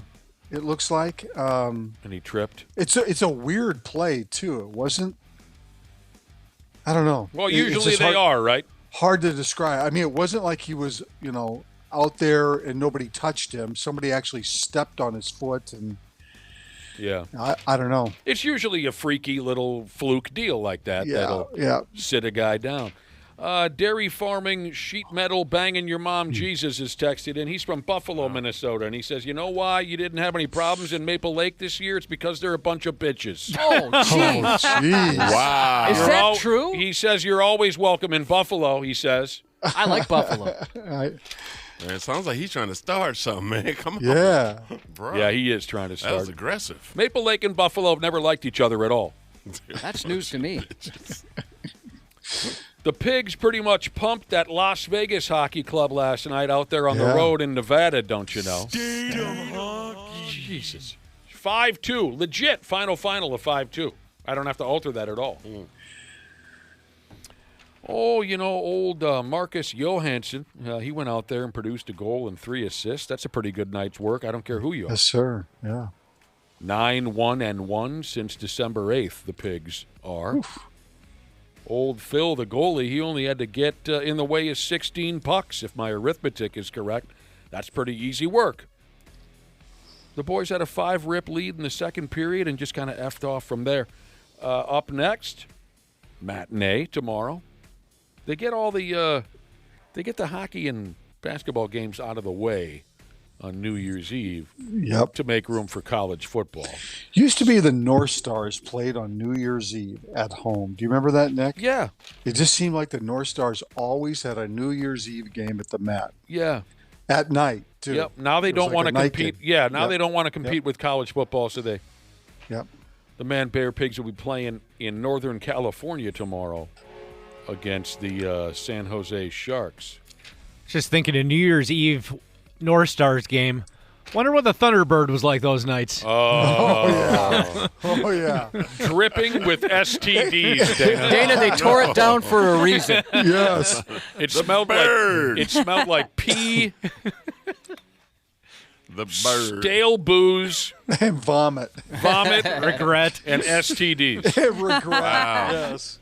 Much regret. So you never stayed at the Fanta Suites? Always wanted to. In Burnsville? Yeah. In high I've school. been there before. Have you really, Randy? What room? Yeah. Do you remember the room? What was the design? What was the theme? Yeah, if you're not familiar, it was in Burnsville a long time. Or was it Savage? Oh, they had different themes? It was right there. Oh, I love those It was right little there in the places. corner of 13, like by Burnsville High School. Yeah. Was it really that close to the high Yeah, school? there's like a bondage room and a. I don't remember. I stayed in the honeymoon jacuzzi heart suite. Did they have a heart-shaped bed? I think we. Yes, we they stayed, did. So cool. I think we stayed in a room that had like a convertible car. That's funny. Dude, I always that sounds awesome. Yeah, in high school, I always wanted to go. I was like, Yeah. gosh, someday I'll date someone and maybe we can go there, but they tore it down. Oh yeah. I did it. It was just one of those. Not You a had to do dare, it. but you had to do it. And to Yep. be clear, I slept fully clothed. Yeah, I heard that place might have been a little nasty. I had heard so many stories. Yeah. You guys must have done it in the shower or something. Yeah. I was at an event and it was funny, but I was at Eddie Webster's. Oh my God. And I got a gift certificate, so it was a free night and That's a awesome. suite.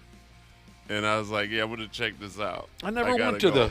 Never spent the night at the Fanta Fanta Suites. Suites, baby. Randy, you got it on there too, huh? Oh yeah. Yeah. Me and the missus a long time ago. Were you married at that time? Oh yeah. Yeah, okay. Oh yeah. Oh yeah. Long time ago. That was a long time ago. It's one of those things it's not on your bucket list, but you do it and you put it on there and you scratch it off. Yeah, I bet you're doing a lot of scratching. Right. Dang, I wish I would have been there or been able to go. Okay, so I'm looking at the map now where it was located. It was also right around the corner from Skateville, which is where we would go for elementary school field trips. Skateville? Yeah. Waved hi to the kids on my way out. Enjoy your skating, kids. Dad? Yes. So it looks like some of the rooms they had an outer space room, caves, forest, Rome, Greece, What? Egypt, Caves? undersea, Wild West, and then, as you mentioned, see Willie like the Wild West. I feel Valentine's like Day I've one. been It was cheated. crazy. Saddle up. We've entered the Wild There's West a room. saddle in there. Yeah. They used to wake in the A door and they go, Sibian. welcome to Fanta Suites. Randy walked his wife into that suite and said, brace yourself. This is going to be good. Right. These look nice. I'm looking at some old photos and Right. Man. A lot of that is just literally a lot of artwork, buddy. That's not good photography. Yeah, that's great angles. Hot air Lens. balloon. I'm mostly interested in the Wild West theme room. It was a saddle involved. Assless chaps and a bull whip. Oh, there's Rope. two Caesars courts, Casino Royale. It was a menu of rooms that you could have. Oh yeah. Well, I'll tell It you was what. awesome, man. Missed out. Darn If it. you want to know what our aunts and uncles were up to, they were hanging out at Fanta Suites back in the day. Randy, here's that World Junior Hockey Tournament update you've been waiting on. good. I've been waiting for it. Thank Get you. Brad man. Ryder on the telephone. Brad's going to want to hear Brad this. was very Cannot excited. wait. Okay, let's the, do it. The United States Hockey Club overcame a 2-goal deficit to beat the Slovaks last night, playing Oh, right here in boy. town. Good deal. A kid by the name of Hagens, Skippy, I think is the first name. Skippy Hagens. He tied her up for the U.S., and then the little prick even went ahead and netted the game winner, too, by God. Wow. The U.S. beat the Slovaks. Undefeated, right? Undefeated. Oh, great. Just great. I'm just learning this. Next up for Junior Team USA, a New Year's Eve game against those big damn stubborn Swedes. Oh boy. It's always the friggin' Swedes, Josh. Right Right when you think you got a chance to catch your breath, right when you think you have some peace and quiet, here comes some loud-ass Swede. You've never been a fan. It's always a problem with them. Yeah, you've never been a fan. Anderson, Larson, Carlson, Erickson, all of them, a problem. Next up, they got to play the friggin' Swedes. Maybe to change your mood. Yeah. There's a fan of suites in Wisconsin, Dodgeville, Wisconsin, that has a lot of the same rooms. Oh, let's go. Okay. Broadcasting live. Oh, you know what? We should do that. Wow.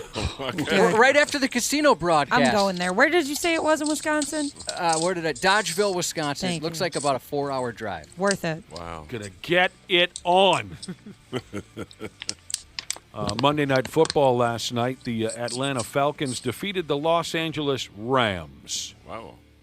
Big upset. Is that a big? Does that mean Well- terrible things for the Rams? Well, I mean, I think the Rams had an outside chance to possibly make some noise in that NFC West if they were to end up 12-4 like the rest of them. But Atlanta, Bijan Robinson last night was fantastic. I mean, wow, so good.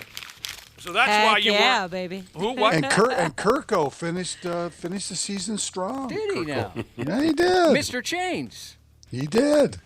Jones care. Ashley, why were you grinning and goofing around here a minute ago? Oh, about Bijan Robinson because he was on my fantasy team. Fantasy football. I beat my bet. husband in the championship. Wow. Congratulations. Don't care. Part 2. I'm a winner. You're a loser, honey. Wow. All right, here's a couple of sure signs that we're talking about a sports story from the 2020s. Number 1, that godless, soulless, and aforementioned wildly misinformed social media is involved. And number 2, an athlete's parent has included themselves in a squabble on behalf of their child. Oh. I'd be so embarrassed. Right, Cubby? That used to be the last damn thing a young adult wanted was for their parent to take up for them during a conflict. No, that just makes it so much worse. Yeah. Yep. Right, Yep. see, Willi Myles? Absolutely. I've never done that. It despises me. I feel very fortunate to have grown up in the time that I grew up because that never happened. Never happened. You never had parents who questioned coaches. You never had. No, you didn't. Right. It just never happened because my mom and dad never said word one about coaches, teachers, nothing. My dad just told me, shut up and listen. Right. Yeah, that's how it went for us, too. They're adults. Or quit. If you can't listen, quit. Yeah. Yeah. They never, ever questioned a single coach or teacher. Those were authority figures that you were to look up to and respect. This is a little different kind of a story, so let me just... Right. But the point was made. Back in the day, it made you look SAWFT, soft, if mom or dad stepped in. Maybe not Right. so much these days. I'm not sure. I'm not sure what it appears, how it looks these days when mom and dad... Right. Here's the deal. Former NFL quarterback, former New York Giants quarterback, Danny Cannell went on television a day or two ago and said that he wasn't so sure that current Giants quarterback, Jackson Party Dart, he said he wasn't so sure that Party Dart was the long-term answer for the New York Giants at quarterback. Wow. Okay? I don't know if Jackson Dart is the long-term answer for the Giants. I think it's somebody that you should picture for 10 to 12 years is going to be your guy, but I want to see him take that next step as a passer, and I just haven't seen it yet. That's what Danny Cannell said, right? Okay. Party Dart's father hopped up to social media and sounding very much like a 17-year-old from the mid-'90s, Jackson Party Dart's father tweeted to Danny Cannell, quote, "Bro, eat a fat one." Wow. Oh, my God. Remember when I said that this guy gave me, douchebag vibes? Who, Party Dart? Yeah, Jackson. Yeah, this makes sense now. His dad's a douchebag. He's probably a douchebag. Yeah, it doesn't fall far from that tree. I guess not. That's a true story. First off, has any of us ever heard our dads say bro? No, I would be so uncomfortable. Nope, Yeah. did not. So I'm guessing that Jackson Party Dart didn't ask his dad to get on social media and defend him. Dad did it anyway. Right. And said to Danny Kanell, bro, eat a fat one? Right. That's friggin' embarrassing. Take the internet away from Dad. Hey, that's a father who's living vicariously through his son. Yep. Oh, heck yeah. And I Good call. As a coach, as a former college coach, high school, I've seen it. I've seen it. Parents come up and talk to you about their kid, and it's like, you know what? And because that's what it boils down to. That's where it all comes from, and it's really sad. What's John Morant's dad's name again? Oh God! Right. He sits there with the sunglasses on, courtside. Yeah. You live in. My parents never even came to my games. My dad said I didn't want to be that father that felt like you need to look at me if you screwed up. My dad said it's your game. Well, there you go. Do your thing. T. Morant is his name. T-E-E. Right. T-double-E. That's very unprofessional, Yeah, well, see, Willie, why don't you just go eat a fat one? Yeah, everybody eat fat ones. At the Fanta Suites. Fanta Suites, where you can eat a fat one. Dude, many fat ones have been devoured. True story. At Fanta Suites. This is a hell of a deal. What else is going on? College football. More games today. Throw the most game on and go Gophers, Big Ten Network. You got your Independence Bowl, you got your Music City Bowl, you got your Alamo Bowl, and I believe your ReliaQuest Bowl going on, Randy Shaver. And then come tomorrow night and New Year's Day, all those playoff games kick in again. Yep, those will be good games. You're looking forward to that, I know. College football announcer guy, former player, of course, Booger McFarland. Remember when it was suddenly trendy to hate Booger McFarland? Yeah, people hated Booger. He's got the Booger Mobile. I never went along with it because I knew that Boogs was where it's at. I love Boogs. I love that he's continued his broadcasting career. When it first started, everyone was like, oh, this guy's terrible. He's so just kind of goofy, and people didn't like that. Everyone turned on him. I'm so happy that Boogs is still a thing, calling college football games. Boogsy was part of the Pop-Tarts Bowl. He was talking about the game at halftime, and someone asked him if he had any memories of his first bowl game experience. Where the hell did he play college ball again? Was it Florida State or something? Boogs? Can't remember. Anyway. Had to be in Florida. Someone asked him if he had any memories of his first college bowl game experience, and he has very specific memories. He said, my first experience was at the Peach Bowl in Atlanta. First time getting a per diem, and he got $987. And he went to one nice establishment, he said, and I gave it all away. Yeah, but my first experience in the Peach Bowl in Atlanta, first time getting per diem, $987. Went to one nice establishment, and I gave it all away. They have some good wings, though. Lemon pepper wings. Lemon pepper wings. Yeah. You guys know what he's talking about? Yeah. LSU. Yeah. He went to LSU. LSU. Do you know what he's talking about, C. Willie, with the excellent lemon pepper wings? Yeah, he went to a strip club. He went to Magic City. Absolutely he did. Yeah. They got the best wings. Yeah. That's why you go. Right. I've never been to Magic City Gentlemen's Club in Atlanta, but I'd like to go. Yeah, I don't know if it's a joke, the wings thing, but everybody says that's gone there. So I didn't know if that was. I have friends who have personally walked in that joint and said they go there for the wings. Nikki like wingy. Oh, yeah. Yeah. Nikki wants winging and But wings in the show. If I don't get any wings, I doubt I'd be terribly upset. I'm hanging out at Magic City. Well, they got nice thighs, too. Wait a minute. What did I say? So a lot of folks are getting a kick out of Booger McFarland just up and admitting during this college ball game that his fondest or first memory was hitting the Boom Boom Room down there in Atlanta.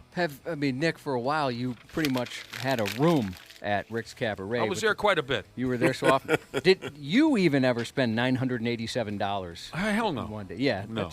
You're having some fun. That's the case. A lot of A lot of what I got over there, Cubby, was on the house. No charge. They might have even handed me a 20. If you know what I mean. Everyone knows what I mean. Independence Bowl, Music City Bowl, Alamo Bowl, ReliaQuest Bowl, Randy. Sounds exciting. Oh, Golden Gopher basketball won their game last night against Farley Dickinson. From the Boat Sky and Go Gophers Big Ten Network. All right, so every time I say anything about the Golden Gopher, now PJ's going to be there every time. I love PJ. Who's Farley Dickinson? They're a little. All right. Well, I forgot that makes Kawhi Leonard laugh. They're a school in New Jersey, see Willi Myles. What type of school? Like the type of school that you only need a pen to get into. A charter school. You need a number 2 pencil, and you're allowed to. I don't know anything about Farley Dickinson except it makes Kawhi Leonard. It's immature Kawhi. Eat a fat one. Yeah, you tell him, Josh. Randy Shaver, we're letting you off the hook early again today.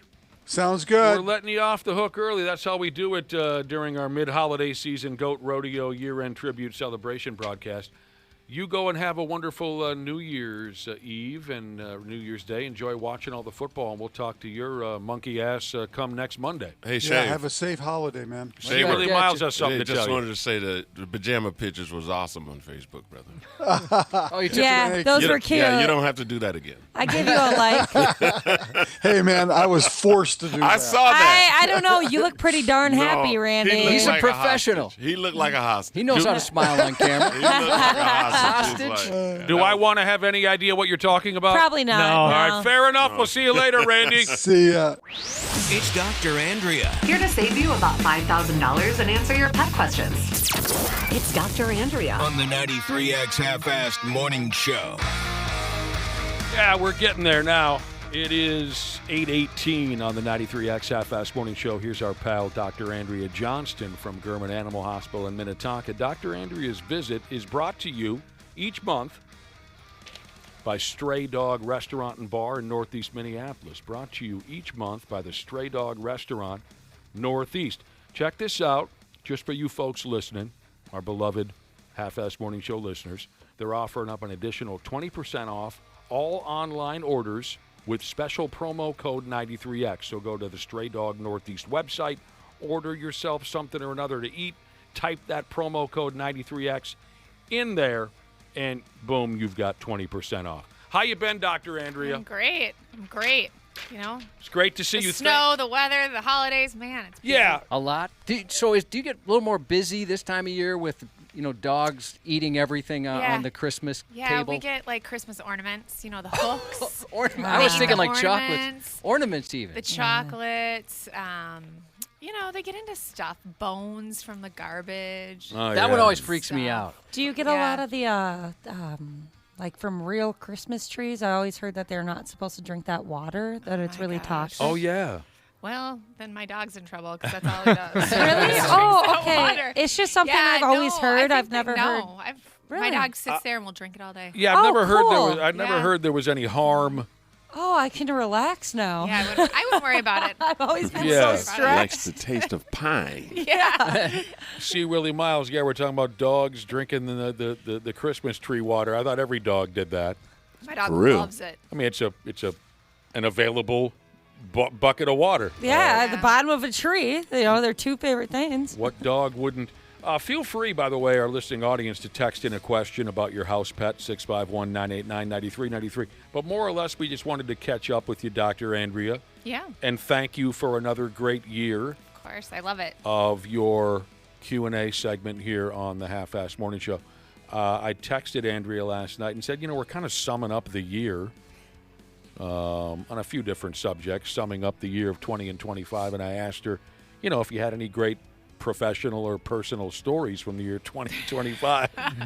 We'd love to hear. Now, professionally, was the tampon incident in the calendar year of 2025? Oh, yeah. I mean, that tops the charts, I think, this year, just with the 23 tampons.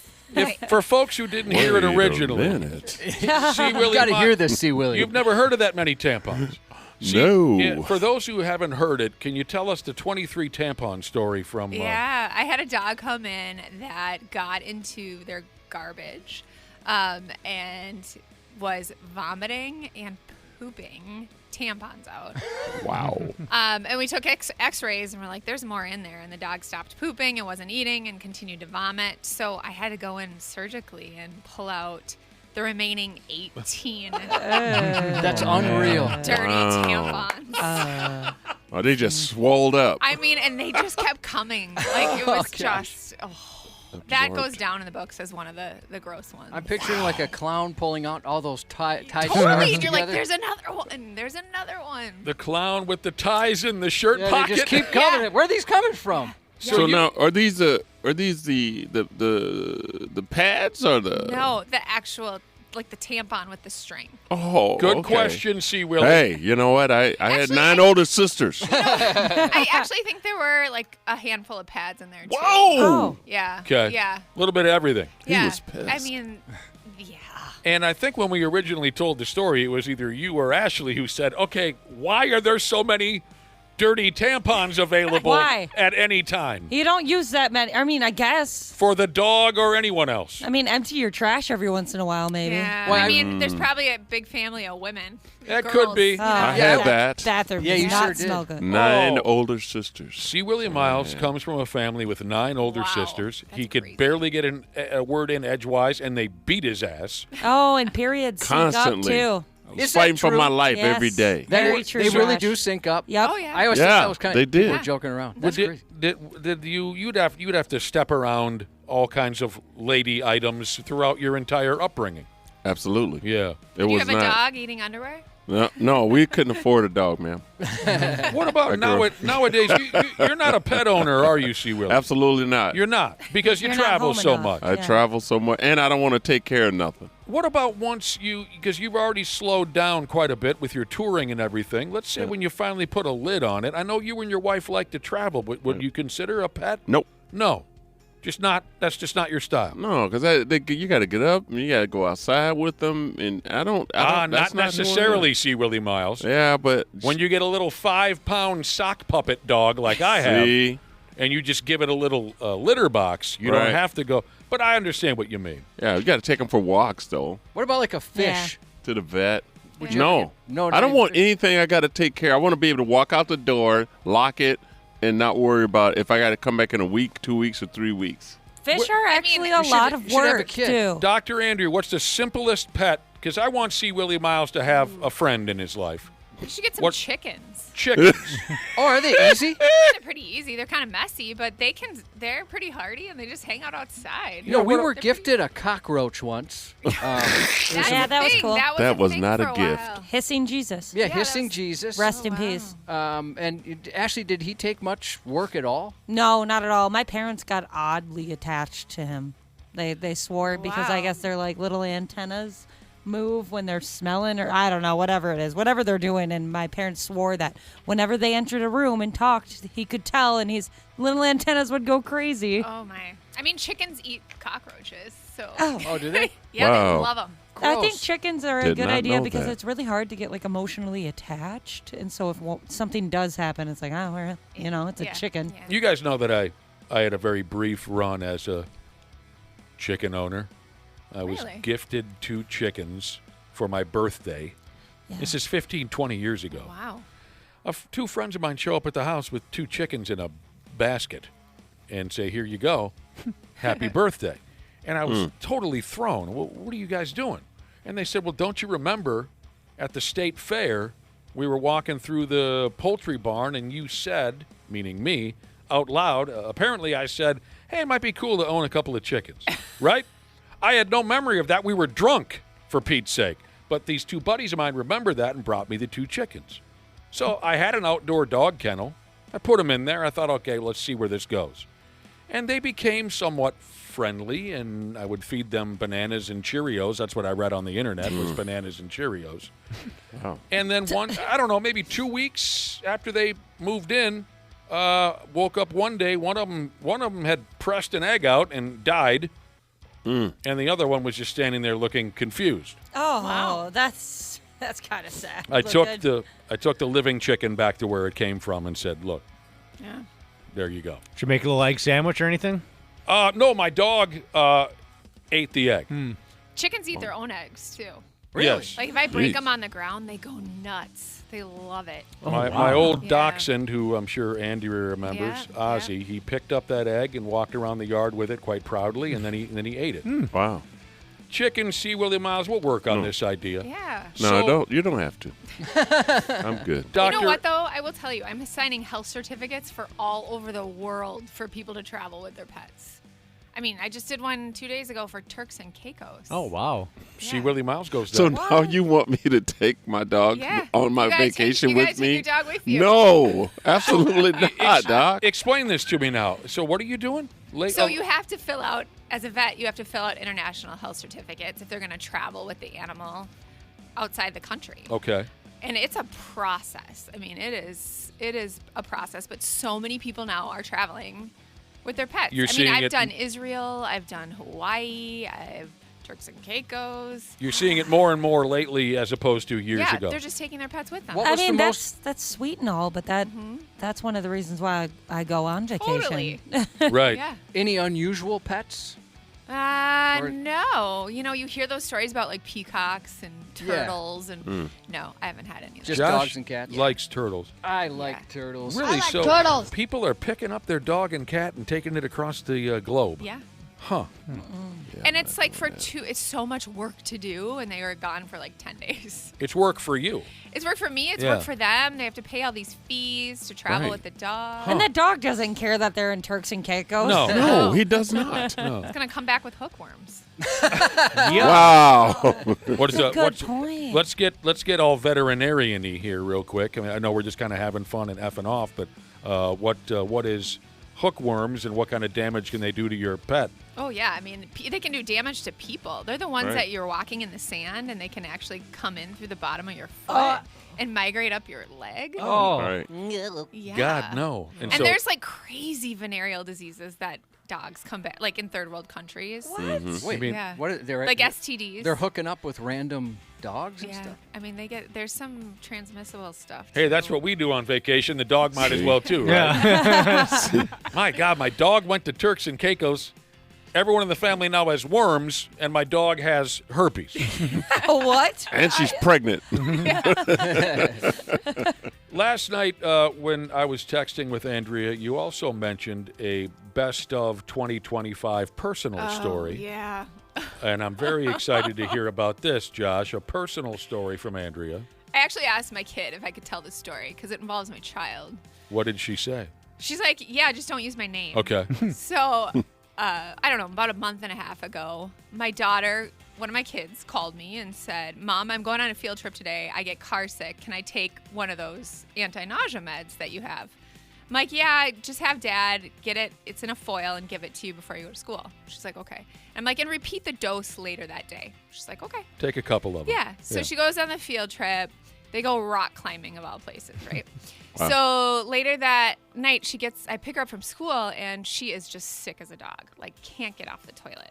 Oh, I'm like, no. what's going on? You got a hockey game here in 2 hours. She's like, I know, but I just can't get off the toilet. I'm like, all right. So she actually ends up playing the hockey game. Oh, what's a trooper? And I had to give her like a hand signal if things were coming through her breezers. She Oh. was that sick. So she was signaling you, I'm okay, I'm yeah, okay. I'm good. I feel fine. I Yeah. just can't stop going to the bathroom. Good Lord. So the next day, I'm cleaning out my husband's car, and I grab the foil. And instead of giving her an anti-nausea medication, he'd given her 2 adult doses of a laxative. Wow. From his colonoscopy. Wow. Oh, you know, your poor daughter and your poor husband. He's never going to live that down. It's payback time. We just can't figure out how to get him back. I mean, so you saying you guys are still together? Man, that's I mean, no. he overdosed a I poor can't- child on laxatives. Wow. Oh, my damn. On field trip and game day. A rock climbing. And she was rock climbing? Yeah. Did it? Imagine that's social suicide. Yes. If something were to happen. Oh, Rock climbing. what about the person coming up behind her? Right. Exactly. So luckily for her social status, it did not strike her while climbing the face of the rock. Correct. Wow. Yes. Oh, God. Yeah. That poor kid. Good That's Lord. how you gain a nickname that you never lose. Yep. Exactly. Wow. She played a hockey game Mm-hmm. with a constant code brown. Correct. That is the best athlete Man. we have in town. I totally Yeah. agree. Yeah, that's better than the Michael Jordan flu game in Yeah. '97. Hockey players are so tough. They really are. Man, you can stay clenched like that for the whole hockey game while you're skating and Yeah. swinging the stick. The How- poor kid. How long before she was back to normal? It took a good 24 hours. Good 24, Lord. 48 hours. But my husband dropped her an email at school and was like, hey, super sorry. I just found out I gave you a laxative yesterday. Wow. Yeah, Wow. exactly, Dana. My bad, my bad. He left a paper trail, too. I'm super Texas sorry, he forever. said. I- Sends a little gif. I bet Christmas for her was awesome, especially from Dad. Right. He hooked her up. Man, yeah. Oh, wow. Poor kid. We're No talking kidding. with Dr. Andrea Johnston Wow. from Gurman Animal Hospital in Minnetonka. We got to take a break in a few minutes, but what for pet owners out there? What's new for dogs and cats? Is there any new? The good and the bad. You were just Yeah. telling my husband about something new that well, you guys so have. laser therapy. Yeah, that's laser pretty therapy sweet. is really good for like wounds and like that would work on the dog that was attacked by the coyote. Oh Doing yeah, my laser mom's therapy on dog. wounds. Your Yeah. mom's dog got attacked by a coyote. Yeah, she's alive though. She's a trooper. What was the damage? It was pretty bad. Yeah, she's got like drainage tubes all over her. I actually texted Dr. Andrea. It happened Christmas Eve morning, and my mom was looking for a place that's a little bit, more in a like a good price range. Not going to charge her an arm and a leg to bring A play set? a place. A clinic. Sorry, Okay. He's losing his hearing. sorry about Your that. mom was. Go ahead. Start over. Yeah, so she was looking for a clinic that was more affordable than the regular ones out there. And so Dr. Andrea responded and helped us out. And she asked if we had a picture of the little dog's injuries, but at the time, she would not go anywhere near anybody. She was hiding and what cowering kind of a under little dog? bed. Little. Just like a little kind of Yorkie Oh, vibe. Christ. Yeah. Jeez. Well, how did that coyote not just tuck it between its cheek and gum Take like off. like some Copenhagen? My and mom managed to scare it away Oh. just in time. And yeah, she's a fighter. Good So for her. laser Yeah. treatment for a dog's injuries. Yeah, so you can do it like for surgical cases, post-op. You can do it for arthritis. So, and they do it in people as well. I mean, it's a more holistic way to help minimize inflammation. It's kind of cool. What would be the old way then? There wasn't really Oh, there one. wasn't? Well, I mean, you could do like anti-inflammatories, which we do too. So this could change the game for puppies and kitties. Yeah, it's just an alternative. It's another option. There's two new, not new, I should say, but they've been out a while. Arthritic drugs for dogs and cats that you can give once a month. Oh, that's great. Yeah, so they're finding a lot of good things for older pets, which is awesome. Okay. Right? Kind here's of a- forget about those old ones. Here's an interesting question from a listener about what's new for 20 and 26 kind of a thing. What are some of the new breed trends you have been seeing lately? and I mean, Everybody's still mixing with a poodle. Yeah. Everybody wants a woodle or a schnoodle or a doodle. Guilty. Yeah, right? Oh, wow. Everybody's mixing with a poodle. Is it because they love poodles so much, or they love the combination names? Well, theoretically, poodles don't shed if they're certain. But the problem is that's been kind of bred out of them because everyone's breeding them. Yeah. That gene for no shedding is not there anymore. So they Uh-oh. still shed. so the poodle, doodle, woodle thing is still hotter than hell. Yes. See, Willi Myles, is there a dog? No. There's no dog that you look at when you're taking a walk with the wife where you go, okay, that'd be kind of a cool pet to have. Can I tell you something? Go ahead. I love dogs. Yeah. I absolutely and a golden retriever. That's my favorite dog. Yeah. That's They're my favorite sweet. dog. I absolutely love them, and I love a bulldog, English bulldog. Okay. I will not own a dog. I would love I've walked people dogs, I've babysit people dogs, but I don't ever want to own a pet. Well, then you know what? You can just go home. Right. I love them. I think they're great. They're great animals to have friends, but I'm good. All right. Fair enough. The 93X Half-Ass Morning Show. Well, hello to all my podcast friends out there. Dana here. And as always, we appreciate you taking the time to listen to our show. Let's be honest, there are way too many podcasts out there. But the fact that you take time to listen to ours means the world. And it's, of course, all brought to you by my friends at Standard Heating and Air Conditioning, the best in the business. Just like podcasts, there are tons of HVAC companies out there, but Standard is the standard. And remember to get that furnace cranked on before it's too late. It's been colder than balls in Minnesota and only getting colder. Book appointments at standardheating.com. That's standardheating.com. Enjoy the show. Check out the podcast that inspired Taylor Sheridan's latest series, Landman. There's a stretch of road in an oil-rich region of West Texas. This region of West Texas, known as the Permian Basin, is in the midst of the biggest oil boom in history. This is a story of roughnecks, billionaire wildcatters, and wannabe dreamers. My name is Christian Wallace. From Texas Monthly and Imperative Entertainment, this is Boomtown. Boomtown. Follow and listen on your favorite platform. It's Dr. Andrea on the 93X Half-Ass Morning Show. By damn, we haven't come to the complete end, but we're approaching the end of our mid-holiday season Goat Rodeo end-of-the-year tribute broadcast celebration, and it's pretty cool to wrap things up with two of our favorite pals, Dr. Andrea Johnston and world-class entertainer C. Willi Myles. We're done till next Monday. Wow.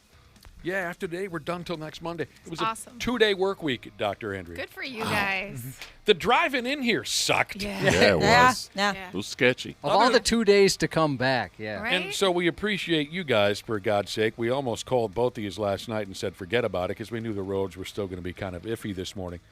But yeah, we're done till next Monday after today. And we're hoping everyone has a lights-out New Year's Eve and all that. Before we're all said and done with Andrea and C. Willi, both of you, wildest New Year's party you ever went to?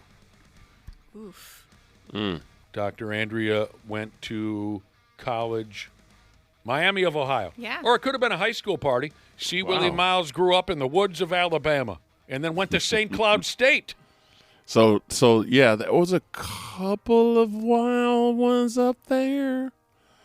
It was crazy. Oh, That's the reputation, right. for sure. Exactly. That was the reputation. When you hear party school in Minnesota, a lot of people point to St. Cloud State. I mean, what We were did you- legendary. Did you drink a couple of cases of Meister? Oh, no, that's right. You don't drink. I didn't drink, Did man, you- but did- the party was lit. Did you beat some people up or No, that didn't happen either. hook up man. with a couple of? That happened. Dr. Andrea, wildest New Year's Eve party you ever went to? You know, I remember one year, because you're always home for break, right? 'Cause Right. you're not in college at the time.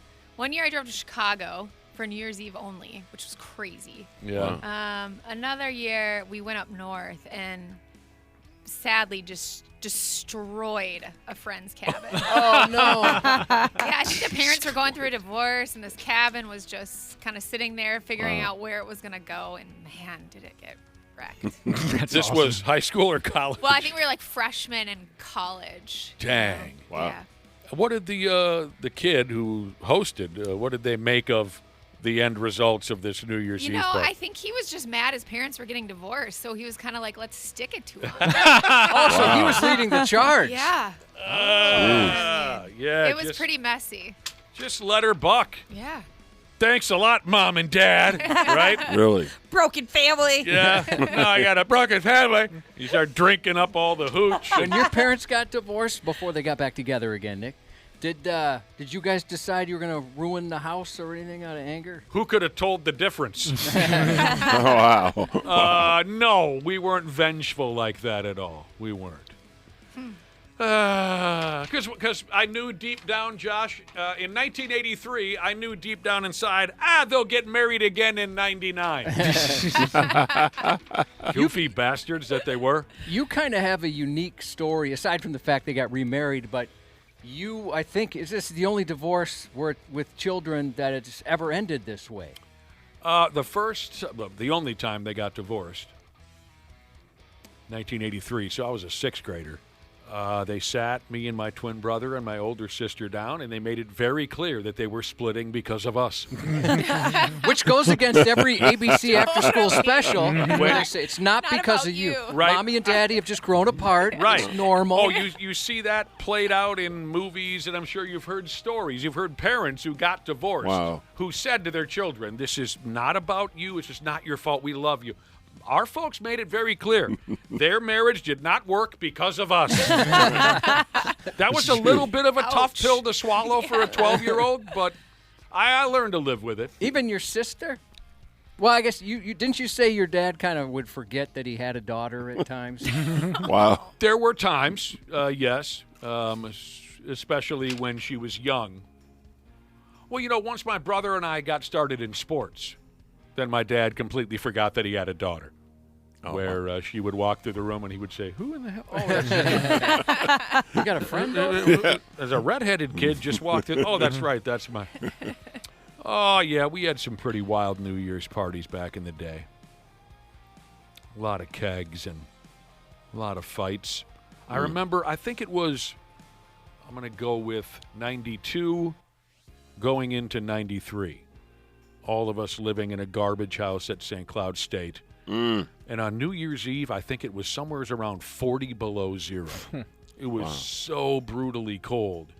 And we had 3 times the amount of people in this house that was legal in the state of Minnesota, just choked with people. And it was so hot in the house because of all the people that when you did walk outside to smoke some drugs or whatever, steam would pour. Steam would pour out of the door like the place was on friggin' fire. Yeah. So it was 111 degrees inside, 40 below outside. Since this is a pet-related segment, Andrea, we had a Great Dane who was going through a big growth spurt when she was young, and she would steam on cold days. Her body would get so hot. You'd see the heat rising off her body. It was crazy. That's nuts. Wow. Wow. Visiting here with Dr. Andrea and C. Willi. Here's a question for you, Dr. Andrea. What is, a listener texted in, what is something that pet parents worry about and they come to you and it's something that they don't need to be so concerned? Ooh, that's a good one. I like that question. You see what I mean? Like people are coming to you saying, oh, my God, my dog or cat is doing, and you always have to say, look, it's not a big deal. Yeah. So a big one is reverse sneezing. Have you ever seen a dog reverse sneeze? Yeah, it's hilarious. It's pretty violent, but it's basically how they just clear their nose, Yeah. If you type in reverse sneezing, people come in all the time for that, and you're like, your dog just sneezed. Yeah. It's totally fine. Yeah. It's adorable, I think, Yeah. especially when a dog can cut loose with 4 or 5 in a row. Yeah. My dog does it when he gets really excited, and I have to blow in his face, and that usually helps. Yeah, that can help. Yeah. Seriously? The other one I get a lot is my dog ate, and I don't want to take chocolate lightly, Right. but people are like, my dog ate a chocolate chip cookie. Yeah. Do I need to induce vomiting? And you're like, or a Hershey Kiss. Yeah. I mean, it's a lot of chocolate they have to eat. And a lot of times it has to be dark chocolate or semi-sweet chocolate, not 2 morsels of a chocolate chip cookie. I don't want to downplay it because I don't want people, but people get real intense about chocolate. And there's so many more things that could be worse. Because that's what you always hear, right? Yeah. That's the one everybody tells you, oh, man, your dog's going to die. My dog ate a bag of, a huge bag of fun-sized Snickers, and she was totally cool. My friend's dog. Sugar. Yeah, she was just vibing. My friend's dog took a weed gummy, and they thought the dog was going to die. Coolest dog ever. They just have to work through that. Yeah, he didn't know. Nobody knew what was going on. The dog he thought, oh, no. And he loves his dogs. He's obsessed with his dogs, and he thought, oh, no, this is it. She's on her way out. And then, boy, did his wife not let him forget that he dropped a weed gummy. Yeah, wow. They go for a ride for sure. So in that case, you don't bring them, or what do you recommend? I mean, if they get a lot, you have to watch them because their heart rate changes and they're just super out of it. But most of them just work through it. Just get hungry. Yeah, people worry. And they overreact. I've done it.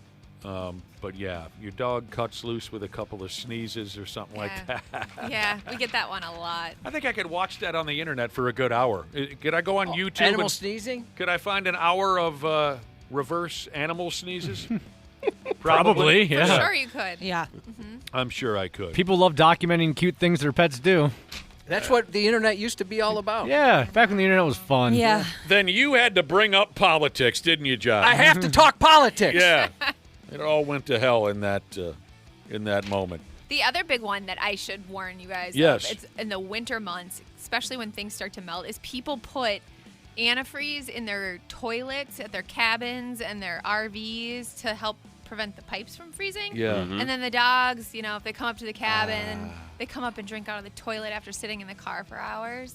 That is really toxic. If you've watched one episode of Dateline, you know that stuff's toxic. Yeah, totally. Somebody poisons the other with it. They put it in their lemonade or something. Really? And Slowly. And they slowly kill their spouse. I remember being told about that when I was a kid, like if you're doing something with your car in the garage. Yeah. And you end up with a pan full of antifreeze. Get it off the friggin' floor. Yeah. Because your dog will lap it up, and next thing you know, he's walking into the light. Yep. But the antidote is vodka. Oh. Whoa. What? Yeah. So if you, honestly, that's not the first one, but if you're up north and have nothing to give your dog after it drank antifreeze, give it a bottle of vodka. Now you got to worry about rehab for your dog. That is the craziest But thing that I've ever helps, heard. break the. Yeah, Well, it's an I can antidote. believe that it would just burn right through it. So just fill up your dog's dish with vodka? I don't know if they drink it, but You'd have to probably kind of force force them. it. Okay. You get the funnel out. Oh, no. I suppose I never thought of that your dog might not want vodka. Anything like Everclear, like high proof. Should we mix it with anything? How come Charlie drunk dialed me last night? I do find it kind of fitting on New Year's Eve that we're talking about funneling vodka. I wonder who first figured that out, man. That is fascinating, yeah. Isn't it? Well, the actual medication you use has similar properties to alcohol, but you don't have easy access to it when you're up in the middle of the woods or camping or whatever. Oh. That vodka is kind of the alternative. Anybody got any vodka around here? Yeah. What else Cheap can vodka do? Ruin marriages, maybe? Is my dog going to become uppity and always prefer the high end? Yeah. Grey Goose only. Grey Goose, Grey Goose, No, you got to get some Kharkov or Kharkov. something. Yeah. Don't give me that. Just the rail. Just give me the rail. St. Cloud and Kharkov, that was my life for 2 years. Oh, no. I bet you puked a lot. Golly. That's all anybody drank at St. Cloud was Kharkov. That's all you could afford. It was the cheapest thing. It was. 651 to 715. Jesus said he's always applying the antidote just in case. The wife doesn't trick him. Smart man. Very smart. Yeah, you load up on the antidote first, just in case you make that mistake. You don't want to risk it. No. We got to wrap it up. Thank you to our listeners for another great year. See Willi Myles, Dr. Andrea, you want to make any shout-outs before we go as we close out 20 and 25? Yeah, I got to shout out one of my daughter's hockey players' parents. He has listened to you guys for 30-plus years. Derek Kalin. Oh, thank you, Derek. Derek? Yeah. He's been begging for a shout-out. Well, he deserves it after this nonsense for 30 years. He's put up with a lot. And he said he doesn't even have a Jesus name. Well, maybe I got to come to one of these games and hang out with Derek, and we'll figure out a Jesus name for him. That's pretty cool. Yeah. See, Willi Myles, thanks for everything, bro. You got anything, anyone you want to recognize? Yeah, I want to shout out to one of my dearest friends. I call him my little brother. Reggie Perkins is his birthday today. He's played basketball up at St. Cloud State University, former Harlem Globetrotter as well. Sweet. Dude, that's awesome. And it's his birthday. I coached the kid, so wow. I love him to death, and I'm going to see him tonight for his little birthday get-together. Oh, that's great. So I just want to wish him a happy birthday today. And I also want to shout out to the 93 ex-listeners for all the support you guys gave me this year and all my shows, selling out so many shows. I don't know how many shows you guys showed up to, but they were all sellouts, and I really appreciate you guys listening, texting me, and showing me that love and support. I really appreciate it. I did not deserve it, but I always accept it. Yeah, Word up. We all think that's really cool. Yeah. Absolutely. Yeah. Happy New Year, everybody. We'll be back too. on Monday. Cubby? Good luck to ex-hotel Shiza. She let us know she's having a medical procedure today. So best of luck to you, pal. Kharkov vodka. Yeah, just have some vodka. Straighten it up. Some Yeah, a vodka. little bit of You'll be vodka. fine. Save yourself a couple $100,000. Right. Spend $30 on some, Grey Goose.